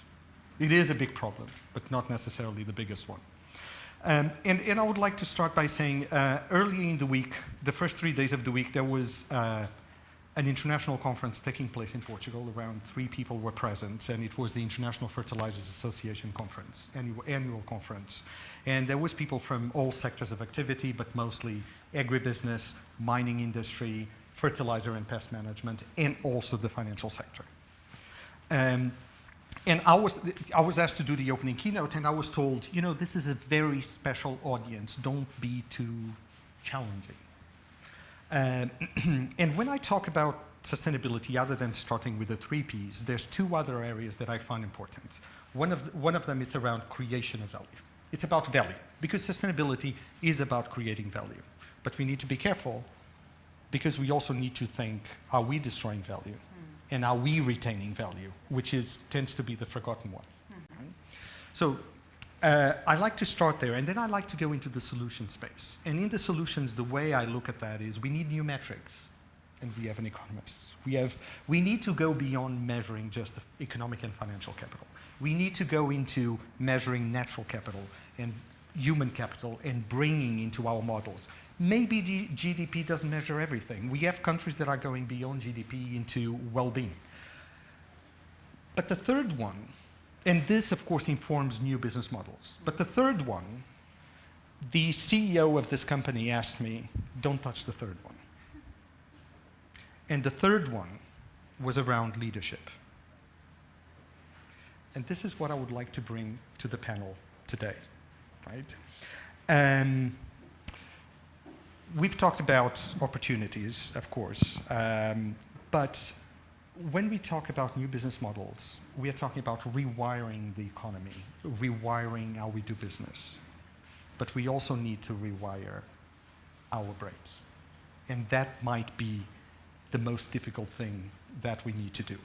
And it really starts with us. So, as I said, no security net. It is a pleasure to have Annabella from Novo Banco, João from ESEG, and then on the screen to have Nina from the Cambridge Institute for Sustainability Leadership. And I will throw the first question to whomever wants to go first. It is a complex world. We are facing problems that we have never faced before as a species. Our survival may be at stake. We don't know that. There's growing inequalities. We talk a lot when we talk about sustainability about climate change. We talk less about not so much the energy crisis, but the food crisis, the water crisis. And what I would like to ask you first is, there has been the World Economic Forum kicked that off with starting to talk about we need to restructure capitalism. We need to go into responsible capitalism or stakeholder capitalism. There's a bunch of names around what this plethora of names tells us is that we need to change and we don't know how to change, right? But the wild card here is us, right? So I would like to throw the question in no particular order. I'll let you go first, whomever wants to go first. What about responsible leadership? Is it just a change in economic models and business models, or is it a change in how we think, how we feel, and how we bring that into the workplace?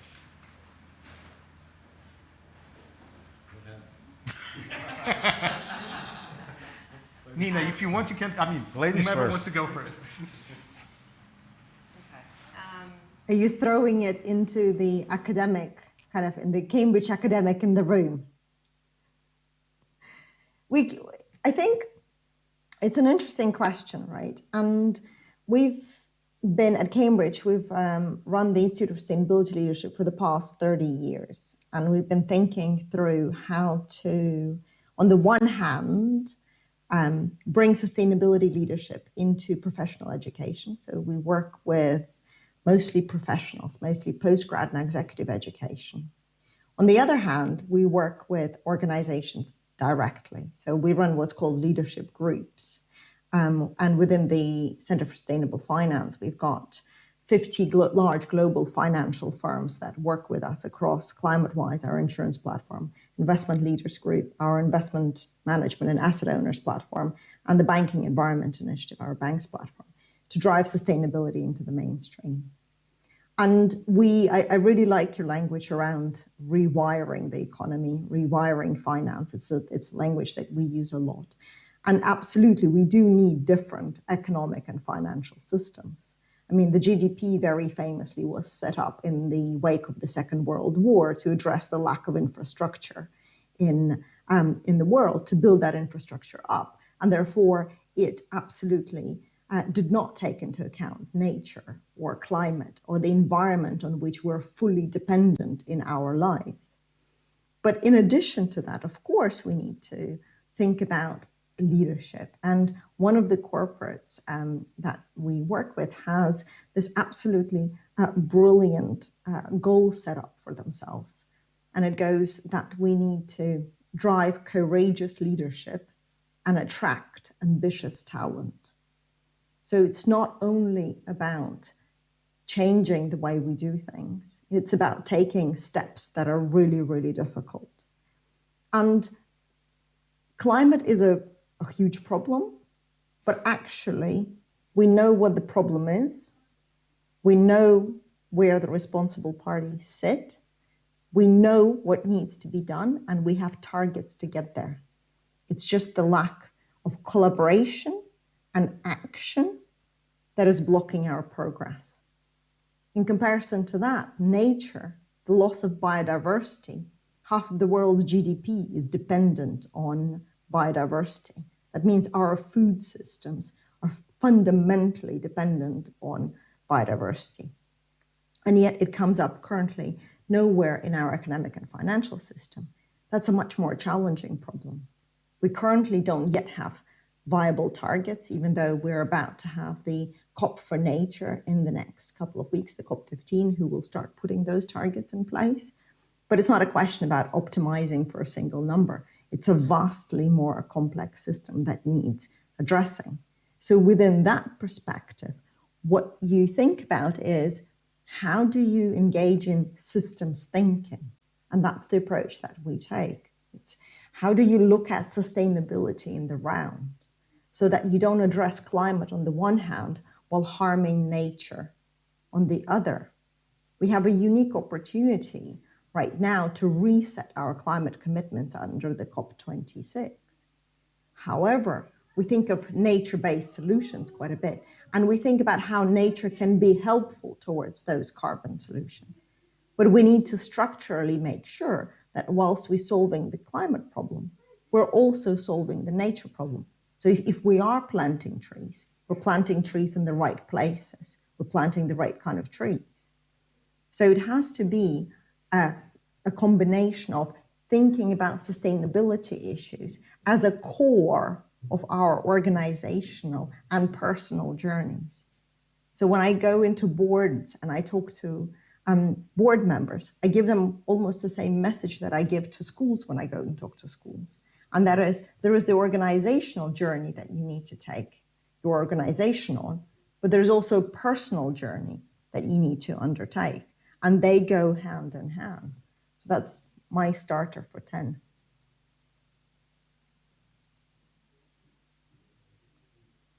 We'll let Annabella go. I think rewiring is the right word. I wonder if it's rewiring our mindsets. So for decades, if not more, organizations have been designed, and leaders, so we're talking about leaders have been designed to put shareholder first, right? So we'll put shareholder first and all the other stakeholders at the expense of responding to our shareholders. And I'm not saying shareholders aren't important. If it's not for our shareholders, we do not have the investment and we do not have the ability to operate our business. So we do need to continue to look at our shareholders. They invest in us and they allow us to do our business. However, when you come to stakeholder capitalism or the business roundtable in the US, I think what we're trying to say is that it's not the only stakeholder that we need to look at. And for me, ESG is about who do we impact through our business. And it's a lot more than shareholder. And while I do believe that climate and environment is a serious issue, there's a bunch of stakeholders in between our shareholder and our planet. We have our staff. Each one of the organizations holds a fraction of society in their hands. What are they doing with them? We have customers. Are we providing fair value exchange between our products and how much we receive from them? We have the communities where each one of our businesses are inserting. What's our role in that community? We have society, right? And in terms of society, before coming to Portugal, I worked for an international bank where the role of a bank in being a force for good or a force for evil was very, very, very, very, very, very slim change, right? What's our role in society? Are we allowing that our business is used for a force for good in society? And when I think about future leaders, I think about inspiring leaders to be purpose-led in their actions. And whether we're designing a product, a brand, servicing, what resources we're actually picking up and we're using with our business, how is it impacting everybody? And I think this is the mindset change. Because we're always eager. I mean, we have our shareholder always asking us, and we're working between this long-term and this short-term tension of responding to our shareholders and sometimes at the expense of the other stakeholders. And I do think it's a big challenge in mindset. I really like to pick up on that comment around courageous leadership, because you do have to employ a lot of courage to say, yes, my dear shareholder, but I need to balance this out with the rest of the people that I'm impacting with our business. So I do believe that courageous leadership is a significant role that we need to bring in. And I actually think it's an exciting time. Because I think it's a lot more exciting to be a leader where we're thinking about a purpose-led business or a purpose-led role than just and only responding to our shareholder. Again, a lot of questions, but your point is well taken on the shareholder is one stakeholder, and we need to take care of that stakeholder as well. It's a little bit like the conversation when we started to talk about sustainability more openly, that a lot of people would say, oh, but wait a minute, if we are going to start talking about the people and the planet, we are going to disregard profit. And we don't. Sustainability is around value creation, and it starts with financial sustainability, but it's just part of the story. So, João. Well, I'm a finance guy, so I like numbers and figures, and although I also like poetry, I really think that at the end of the day, leaders react to stimulus and rewards. And actually what we need is to review all these stimulus and rewards that we usually raise or decide as KPIs in order to divert them to the right track. And this has been put in place. I belong to some committees of compensation for 2 companies, and actually we are reviewing the stimulus, and we are including some of them as ways of accomplishment with the the objectives of sustainability. And this is quite important for me because at the end of the day, they react to stimulus. And they, not only they react to stimulus, but they start to include those kind of stimulus in their hierarchy of compensations within the firms. But then we realize that we need a world of new metrics, because that's the difficulty. Yeah. It's very nice to say, we have to be more green, we have to be, these kind of things, we have to be more generous with to compensate a bit more society. But how do we measure that? We need that in order to do it in a fast-track way. Otherwise, we don't change. It's like gender diversity. I dislike this shares of genders within firms, but if we don't start this way, we never change. Yep. Because education takes 30 years to a new generation to get power and to change. So it's too slow, the changing process. So in my view, it's very important to invest a lot of, do a lot of effort on this, creating firms, independent firms that could or can create metrics and in an independent way to measure and to announce those measures and to classify or rate companies in order to be very clear that, yes, they are on the right track. And we have also to establish very precise objectives. Otherwise, usually I saw a lot. It's important to do, let's say, a small change in this direction. So a change on the direction is not enough, because a change in the direction, it may mean what? Yeah. A centimeter or a meter or a kilometer. It's nothing. So we actually have a lack, and I feel this because, I really raise new KPIs. I include them in the compensation schemes. But what happens is that I don't know yet how to measure them. So the first step is done because it's selling the idea that, yes, we have to do it, but then we like to measure the instruments to do it. So in my view, this is the question related with leadership. From the finance perspective, finance serves, okay? Finance is not an objective. Finance doesn't solve the financial area of the firms. We don't solve any firm. We don't solve problems. We can create problems. We can destroy firms if not properly financed, but we don't save them.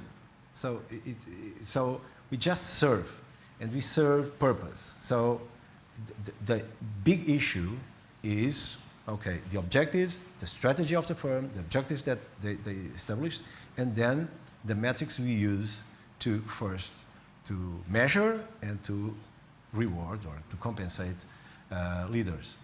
Of course, I'd love to live in a world where we don't need these metrics and where education was enough, and then with the leaders enlightened by the visions, it would be perfect. But this world, I'm sorry, I'm 60 years old, so I'm quite old now, doesn't exist. And so we need really to drive those leaders by using carrots and sticks. That's it, basically. That's what I think. So this is my first. João, I want to pick on one of the issues that you brought up. And as I said, I have a lot of questions for all of you. I don't think 1 hour is going to be enough. But before we move on to a different subject I would like to bring in, I need to pick on one of the issues that you brought in that has to do with data and KPIs. Yep. As Nina mentioned, GDP dates back to measuring the impacts of the Great Depression, right? Kuznets was very clear when he structured GDP. He was very clear. He said this measures financial and manufactured capital, but don't think for a second that it will measure the well-being of a nation. Yep. When I was in school learning economics, it wasn't an egg. That second part wasn't told to me, right? That it got lost in translation. And then we live in, the other thing that was very different when GDP came to light was that the world had what, maybe not even 1 billion people, right? We now are fast tracking to 9. But the other thing is technology is different. We are beyond the age of information, right? I think it's now called the age of experimentation or experience. So the question was, do you think we have the data, but we are not connecting the data to become information, to become law, knowledge, and to become wisdom because we are stuck in old models of measuring what we do? Well, GDP is a measure. It's just a measure. We could measure economic activity using other, like once I was teaching my students, like the number of steps that people walk. I mean, the number of steps. So if you just sum the steps, maybe a society where people walk a lot, maybe produce more. I don't know. It's a measure. But I'm far away from thinking that GDP is the unique measure. Yeah. And so, and I think that looking at the politicians and how they drive countries, are they so much concerned with the GDP figure? It's not the only thing. By the way, I would say that a lot of times it's far away from being. Okay? Because a lot of times we saw this in Portugal recently. We have recent crises that just got the GDP away and said, look at the budget and look at the deficit. That's the variable. And we worked 10 years, okay, 10 years to come from a huge deficit to zero. That was the drive. That was the only variable that really was important for the government in Portugal for 10 years. So GDP, yes. But no one's, I don't see GDP as the measure.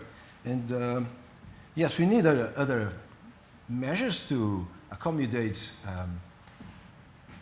what's the purpose? The question is, what's the purpose? What are we here for? But that's the purpose, yes. So measures that relate well-being, happiness, whatever, are, I think, closer to our objective of life or the meaning of life. Yes, they are. The question is it easy to do it, to calculate how happy you are? Because happiness changes, and changes because it's studied. You accommodate even the accumulation of wealth. You accommodate it, and then you start to be, yes, you are happy in a couple of months after winning the lottery, and then you are quite unhappy. Why? Because you just won the lottery. This is a bit stupid, but it's our human being that transforms this way. So what is the measure to drive the society to a better world? I don't know. But I think that we need to have multiple measures. And I welcome all these efforts to bring new ideas and to new variables to work with. But again, are the politicians driven by these measures? What about the private sector? I really doubt. Yeah.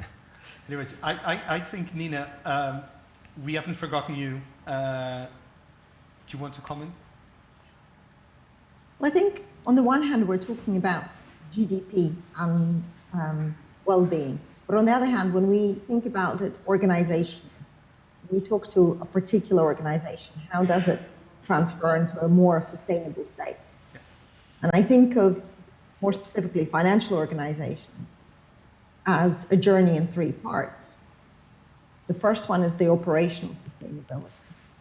And that's the easiest one. It's the buildings, the kind of how you do things. The second one is, do we understand risks that we run as an organization? That's applicable to corporates as well as financial organizations. Have we actually taken climate nature, social risks, and address them in our mainstream financial and economic risk frameworks. In the daily today ones, have we incorporated into credit risk, market risk, business model risk? And then the third one is our impact against the Sustainable Development Goals. So the opportunity side for financial organizations is, are we financing Sustainable Development Goals? And there are impact measurement frameworks out there that could be used to address that. And I think if we come back to targets for the world as a whole, we have a target of 1.5 degrees. We've flown past it currently, and our best guess is that in the very best case scenario, by 2100, we will get back to 1.5, but for that, we'd have to overshoot it, which has very substantial adaptation challenges, about which we're not talking very much. We tend to talk only about transition and mitigation. So I think yes, I agree, targets are important. And as an ex-banker, we manage what we measure. But we also need to actually start acting on those targets. And from that perspective, COP26 in Glasgow this November is key in restating our ambitions and actually trying to do something about it, as well as COP15 on the biodiversity side. And actually, if we come back to the social question, it's a lot more complicated. Because on the social question, there is actually the risks that you run, the inequalities that are important, and then there are inequalities that we care about. And those are not the same.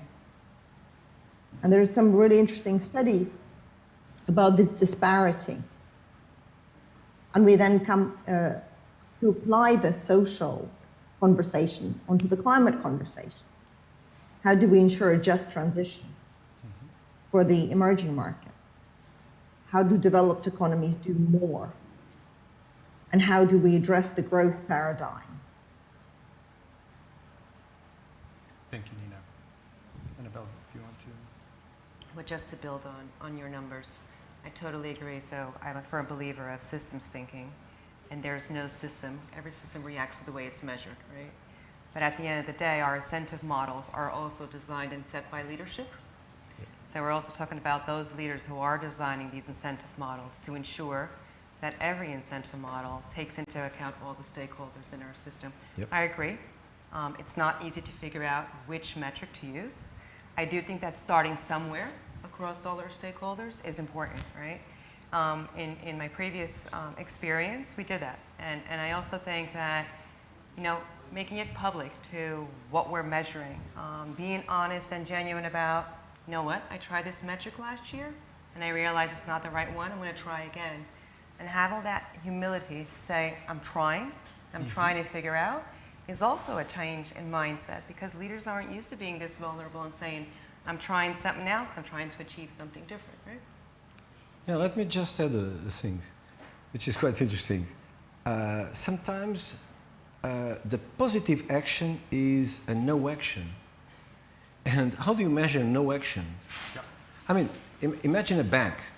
So imagine that the bank refuses to fund an oil company. Mm-hmm. So what's the output of that? Nothing. So how much did you avoid? You can state whatever you say, 10 millions, 20 millions. So I just refused.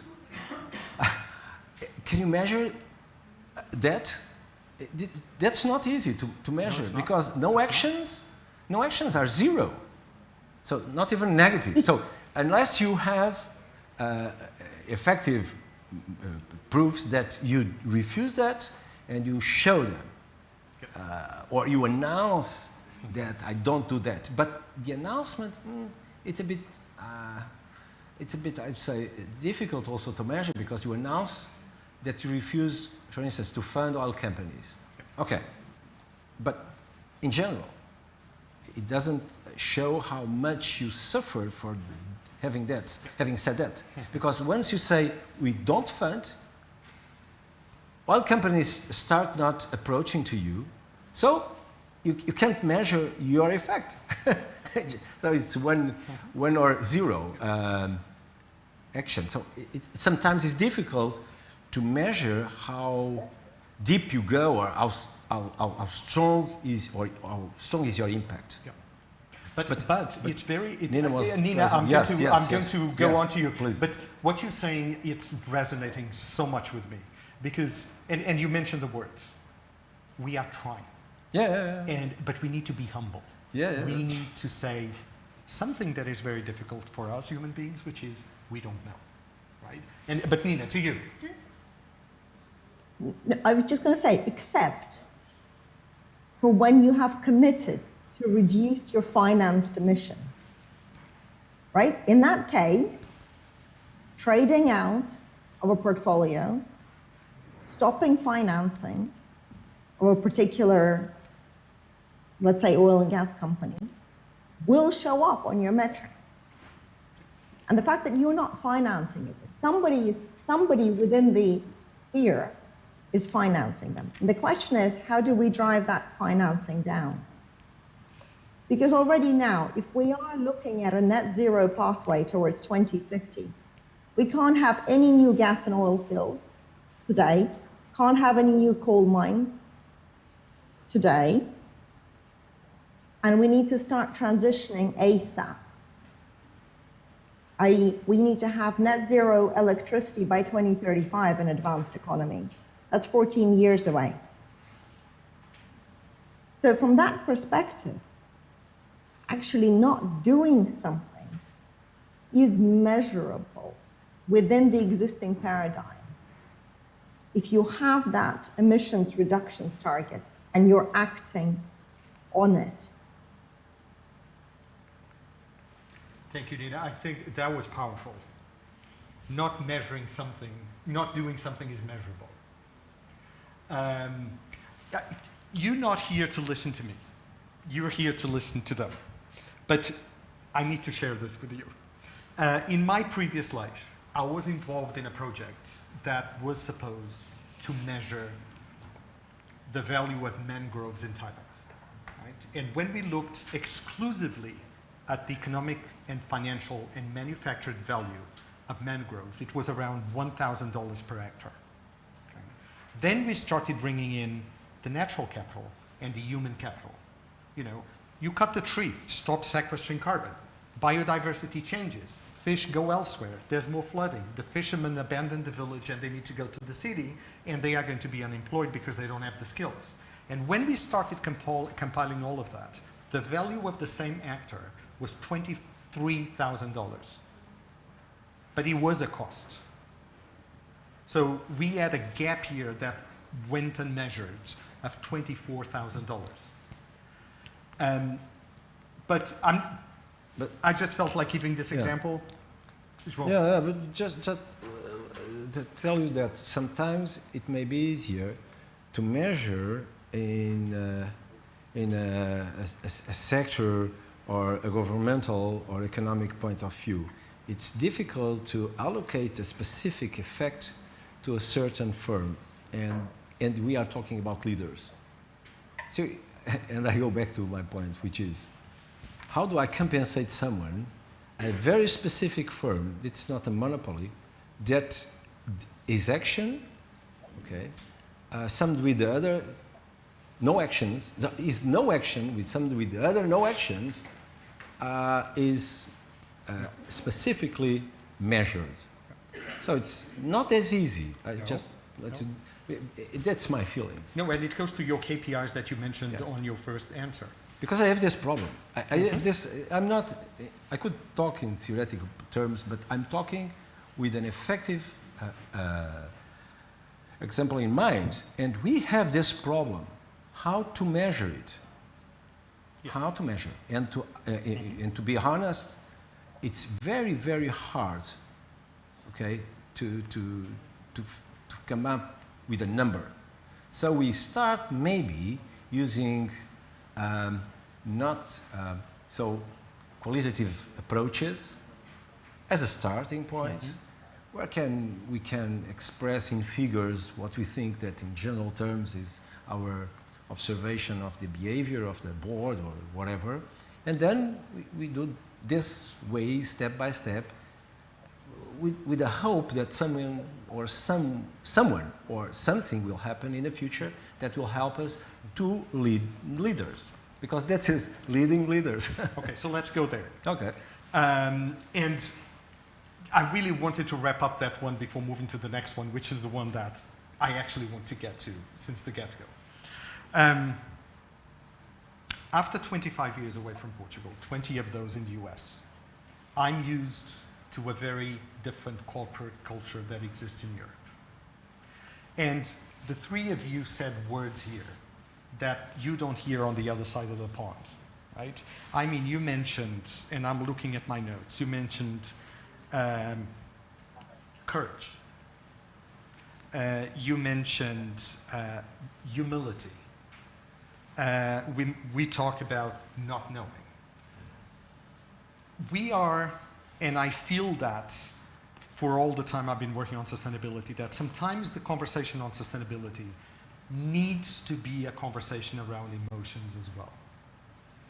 And at least where I come from, for a leader to have some level of emotional intelligence was almost considered a negative. Who wants to pick on that? I could pick on it, but from a very vulnerable point of view, if that's okay. So probably from an accent, you can tell I haven't spent most of my time in Portugal. Yes. And interesting enough, recently in my career in international organization, we started picking up these words around vulnerability, around leadership, around being honest and authentic, being courageous enough to say, you know what, I don't know. Let's figure it out together. I have to say I've struggled since I've come back to Portugal. I'm not going to lie, so that's why here I am admitting my own vulnerability. I have struggled. These words around emotion and saying that, you know what, I don't know. You know what, I made a mistake. You know what, going into that humility is not looked positively on here, but I have seen it work. And I've seen it work in international, global organizations. I've seen it work in organizations where productivity went up when leaders started to talk about vulnerability, when they started assuming a humble way of leadership.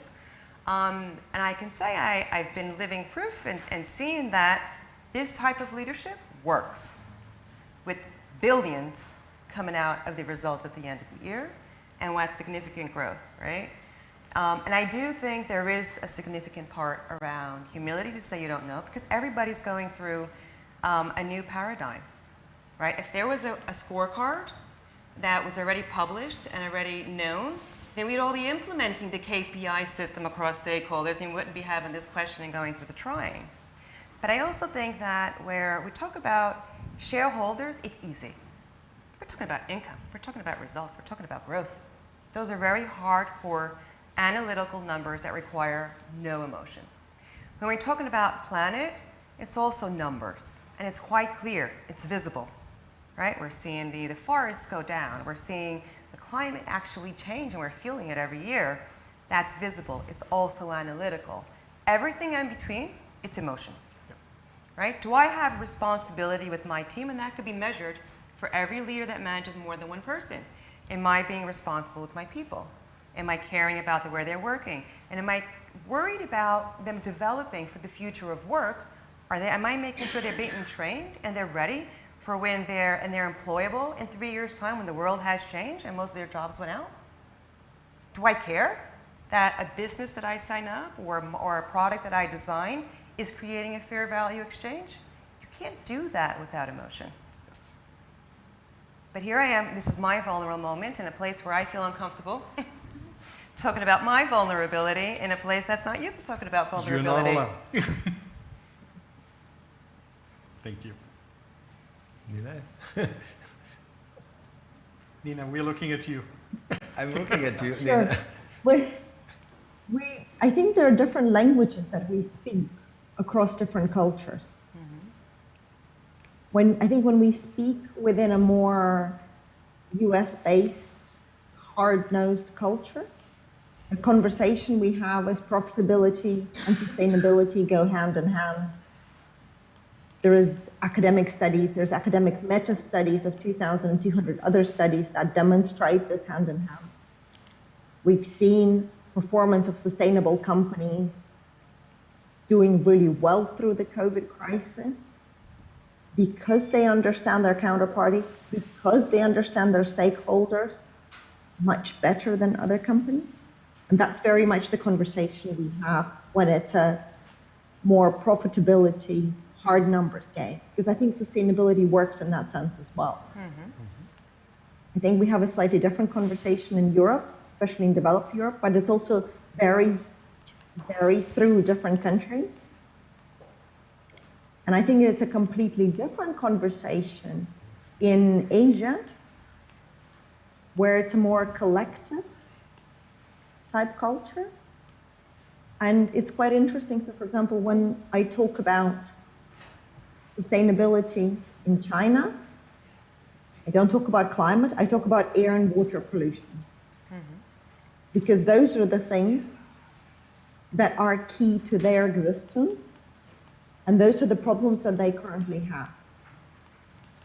So I think part of our jobs as leaders and as educating leaders and as bringing that capacity up is this ability to navigate complex conversations across very different cultural divides.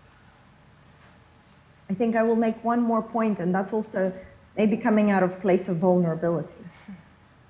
The thing that I see that's very interesting, specifically within finance, mainstream finance is still quite male-dominated. It was quite male-dominated when I started in finance 20-odd years ago. It still is. Sustainability functions, however, have a much higher proportion of women. That's wonderful, but I want those things to reverse. Yes. I want a lot more men in sustainability and a lot more women in finance. And I think that will give us those potentially different views, different types of conversations that could be had. And João, before, sorry, no. No, go ahead. Before I'll let you go, I wasn't sure if I was going to bring this card up or not. And part of it was because, can I do that? Am I putting myself in a vulnerable position? But if we look, take for instance, we still didn't know at the time what the impact of COVID was going to be. We knew what it was going to be in the spring of 2020, but we were not totally sure. And there we have the mayor of Amsterdam saying that the recovery post-COVID was going to be based on donut economics. And Nina, you probably know Keith Raworth. Then we have countries like New Zealand, Scotland, Iceland, Finland, saying, you know what, GDP is important, we are going to go beyond. We are going to start measuring, we are going to start bringing in well-being as a measure for the success of our countries. What do they all have in common? It's a woman at the front. And I wasn't sure I was going to bring this up, but Nina, thanks so much, you encouraged me to do that. You gave me the courage to say that. João. I was discussing this this morning as member of compensations committee, because it's one idea to introduce a KPI about gender diversity and how to measure. Again, it's very simple, isn't it? Then I asked, what is gender? Because we're talking about women. No. What is gender?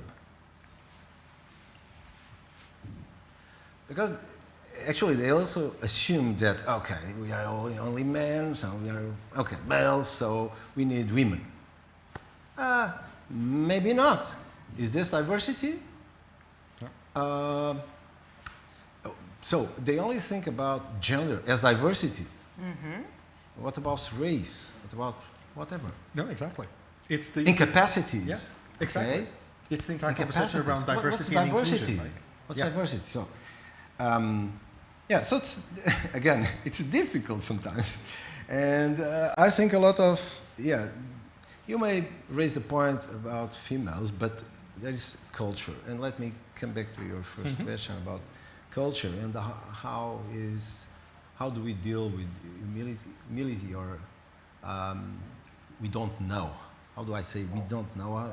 How do they see me if I say I don't know? I'm a teacher.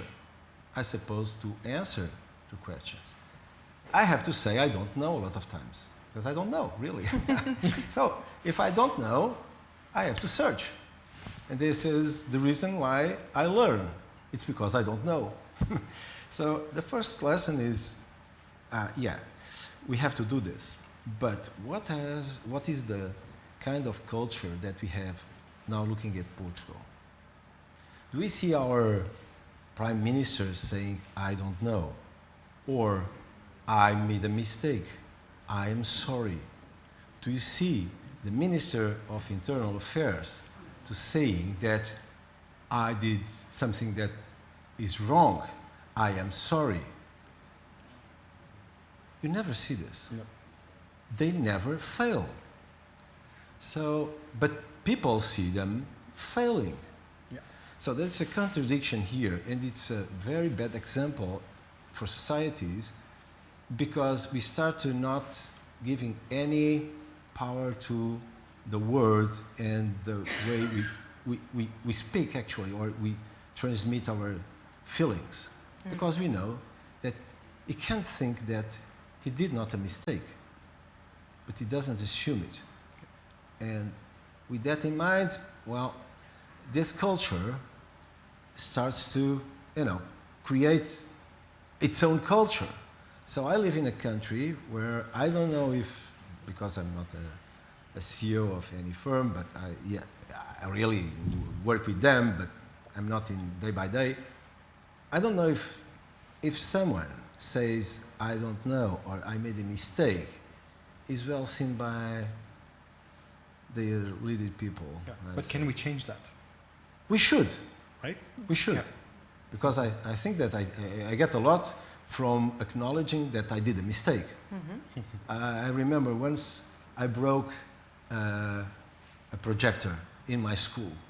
So I called the secretary saying, oh, I made a mistake and I've broken it. How much is it? Because I want to compensate the school. What? What did you do? No, I broke. And she told me, no one says that. No one. So no one says that. I broke something. How much is it? Because I should compensate the firm, not the firm, the school. So that's the culture. And so, but I think that we should do something to change, yes. Well, I was going, it's just, just a little comment because you mentioned Portugal several times and, the cultural and social environment we live in. And I was looking at Nina, when you mentioned it, that, gender. I mean, I saw affirmative action going very badly in South Africa, right? But I could see it, Nina, in my peripheral vision when you said, gender, it's men, woman. The conversation out there is that gender is no longer a binary thing. Yeah, right. Right? Yeah, so yeah. which even... So it's why I asked them exactly. today, what's gender? Exactly. Male, female? I was just proving your point. Okay, we have, Chris mentioned, we have 5 minutes. Yeah. We could go on forever, I feel. But I'm also sure there's a lot of questions. So maybe we could take a couple. There's no questions in the chat, but if anybody in the audience would like to ask a question, we'll pass you the microphone. Yes, one question there. Please could you just give us your name? Pedro Yete from IE University. So I have a question. When you mentioned the importance of, you say shareholders, we care about them, but we need to care about stakeholders, no? And you mentioned your international background and you have been in different places. Do you notice many difference between different shareholders in different countries in the awareness and how they behave, how they understand you? And if you can explain which countries and why, and how do you see this? I'm not sure it's around countries. I think there are certain countries that are now becoming more aware and they're making an effort. So you went back to the US. Yes, the US is very cutthroat. They were also the first one to sign the Business Roundtable, where they went against stakeholder capitalism. Are they the most advanced? I'm not sure, right? But they are the first ones to acknowledge that they're very far from where they should be. And I don't think it's fair with an international world nowadays to say that when we talk about shareholders, that they're different in different countries, because most shareholders nowadays are very international and very diverse in terms of culture. I do think that we're starting to see different types of shareholders and different types of investors. If you look at analysts for some reason are giving a premium to valuing organizations that are picking up with ESG, right? But we are starting to see shareholders that are asking their people for more. And I think that, sometimes I go into this emotional component. People think, oh, there's a fluffy leader who's just caring about, the people and spending the shareholder money with caring about everybody else. But that's not the point, right? And I sometimes skip it because it's so obvious for me. But if you're taking care of your people, they're going to produce more. If you get a more productive workforce, that's better for shareholders. If you're taking care of customers, you're going to get more out of your customers. You're going to attract more customers. Last time I checked, that's more income in your P&L statement, right? If you're taking care of community and society, this is all going to go back into your P&L. So I think there is a financial upside in terms of caring and putting some emotion in terms of your leadership. And the numbers come through. There's now enough research that shows that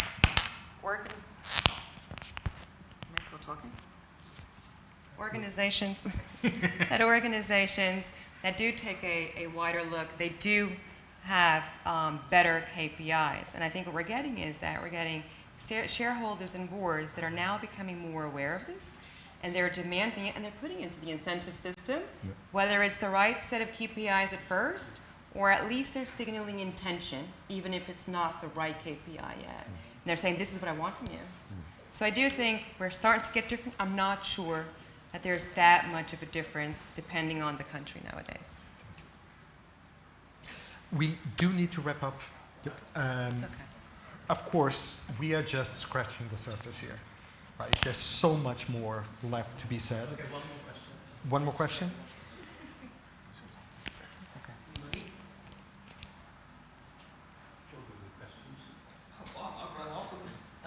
I have a question actually.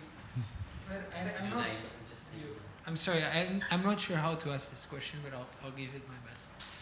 I had a limited experience working for companies because I'm very young, but I've seen that in a hostile but sometimes good economy like Portugal, money is still a very powerful force, right? And I have this scenario in my head. Let's say you work in sales and you have 2 employees, right? 2 key account managers. Right at the end of the month, one of them says, well, tells to his manager, I've surpassed my quota by 100K. And the other one says, well, I've reached my quota, but I've also created a new plastic incentive that reduces the use of plastic in our packaging by 10%, let's say. I feel like, on my experience, because of the need for money in companies in Portugal, the manager is always going to look or try or promote the one that surpassed his quota by 100K, right? Because the manager also needs to present results to his manager, and his manager needs to present, so it's a vicious cycle. How do we, as a government, as a society, do we need to protect the people? Do we need to create a measure for sustainability, an incentive for sustainability, so that the employees that also focus on sustainability can somehow be compensated? Do you understand my question? Yes, I think I went a bit all over the place, but I hope you try to. I believe that if we want to do it fast, in order to implement measures that have an impact in a very short run, I think that we have to do it, and to have to create stimulus.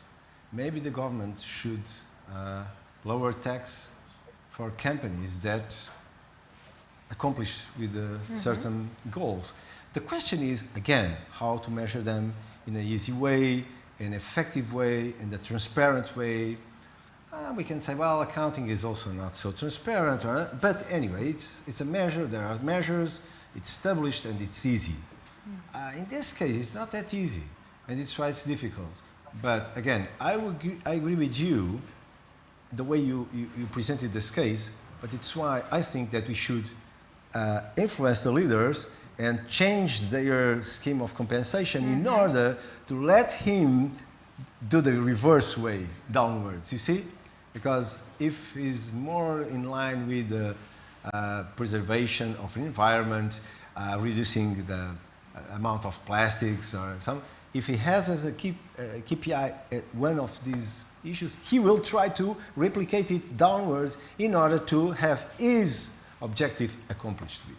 So it's quite important to, in my view, although I'd love to live in a different world, that, yeah, women would access boards so easily and obviously, but if we don't establish shares or quotas, I think that we can't do it in a fast way. Later on, within 20, 30 years, I'm sure this discussion is completely out of order, but not nowadays. And until then, we need to do it. I think it needs to be throughout all the company, not Yes, of course. It's why the government is important to establish law or incentives, creating incentives in order to. But you see, the PRR, the Portuguese recuperation funds, are not in line with this. They just want to spend money. They don't talk about anything.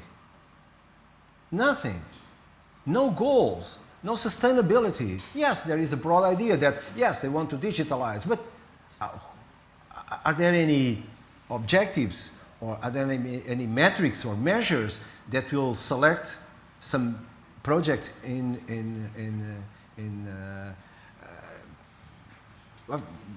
terms of rankings? I see nothing. I only see that, please bring me projects in order to allow me to spend money. That's it. So you see how important it would be? So I'm getting the signal from there that Yeah, we need to wrap up. Yeah, so we really do. Yeah, I just want to say one thing. So, Nina, Annabella, João, I don't even know where to start thanking you for bringing this transparent, this honest. We're talking about emotions. I really didn't know where this panel was going because we didn't have time to talk before this. I don't remember the last time I had so much fun discussing. It's not a topic that you discuss every day. No. And I think it's an important one. So thank you, the three of you, for playing ball and for being so candid in this discussion tonight. Thank you so much. Thank you. Thank you very much. I'd like to just inform you that there will be a video that will be sent to all of the speakers. So it will be made available for download. So you can see yourselves and decide, oh, I should have said that better, Maybe or not. I was really good on that. Maybe not. Maybe not. So anyway, there is that. And the winding up session is going to be taking place at the British Embassy, yeah. So we have to get going. Those that are going to the British Embassy that know that they're on the list, they know. So we will be heading out there shortly. Thank you. Thank you. You're welcome.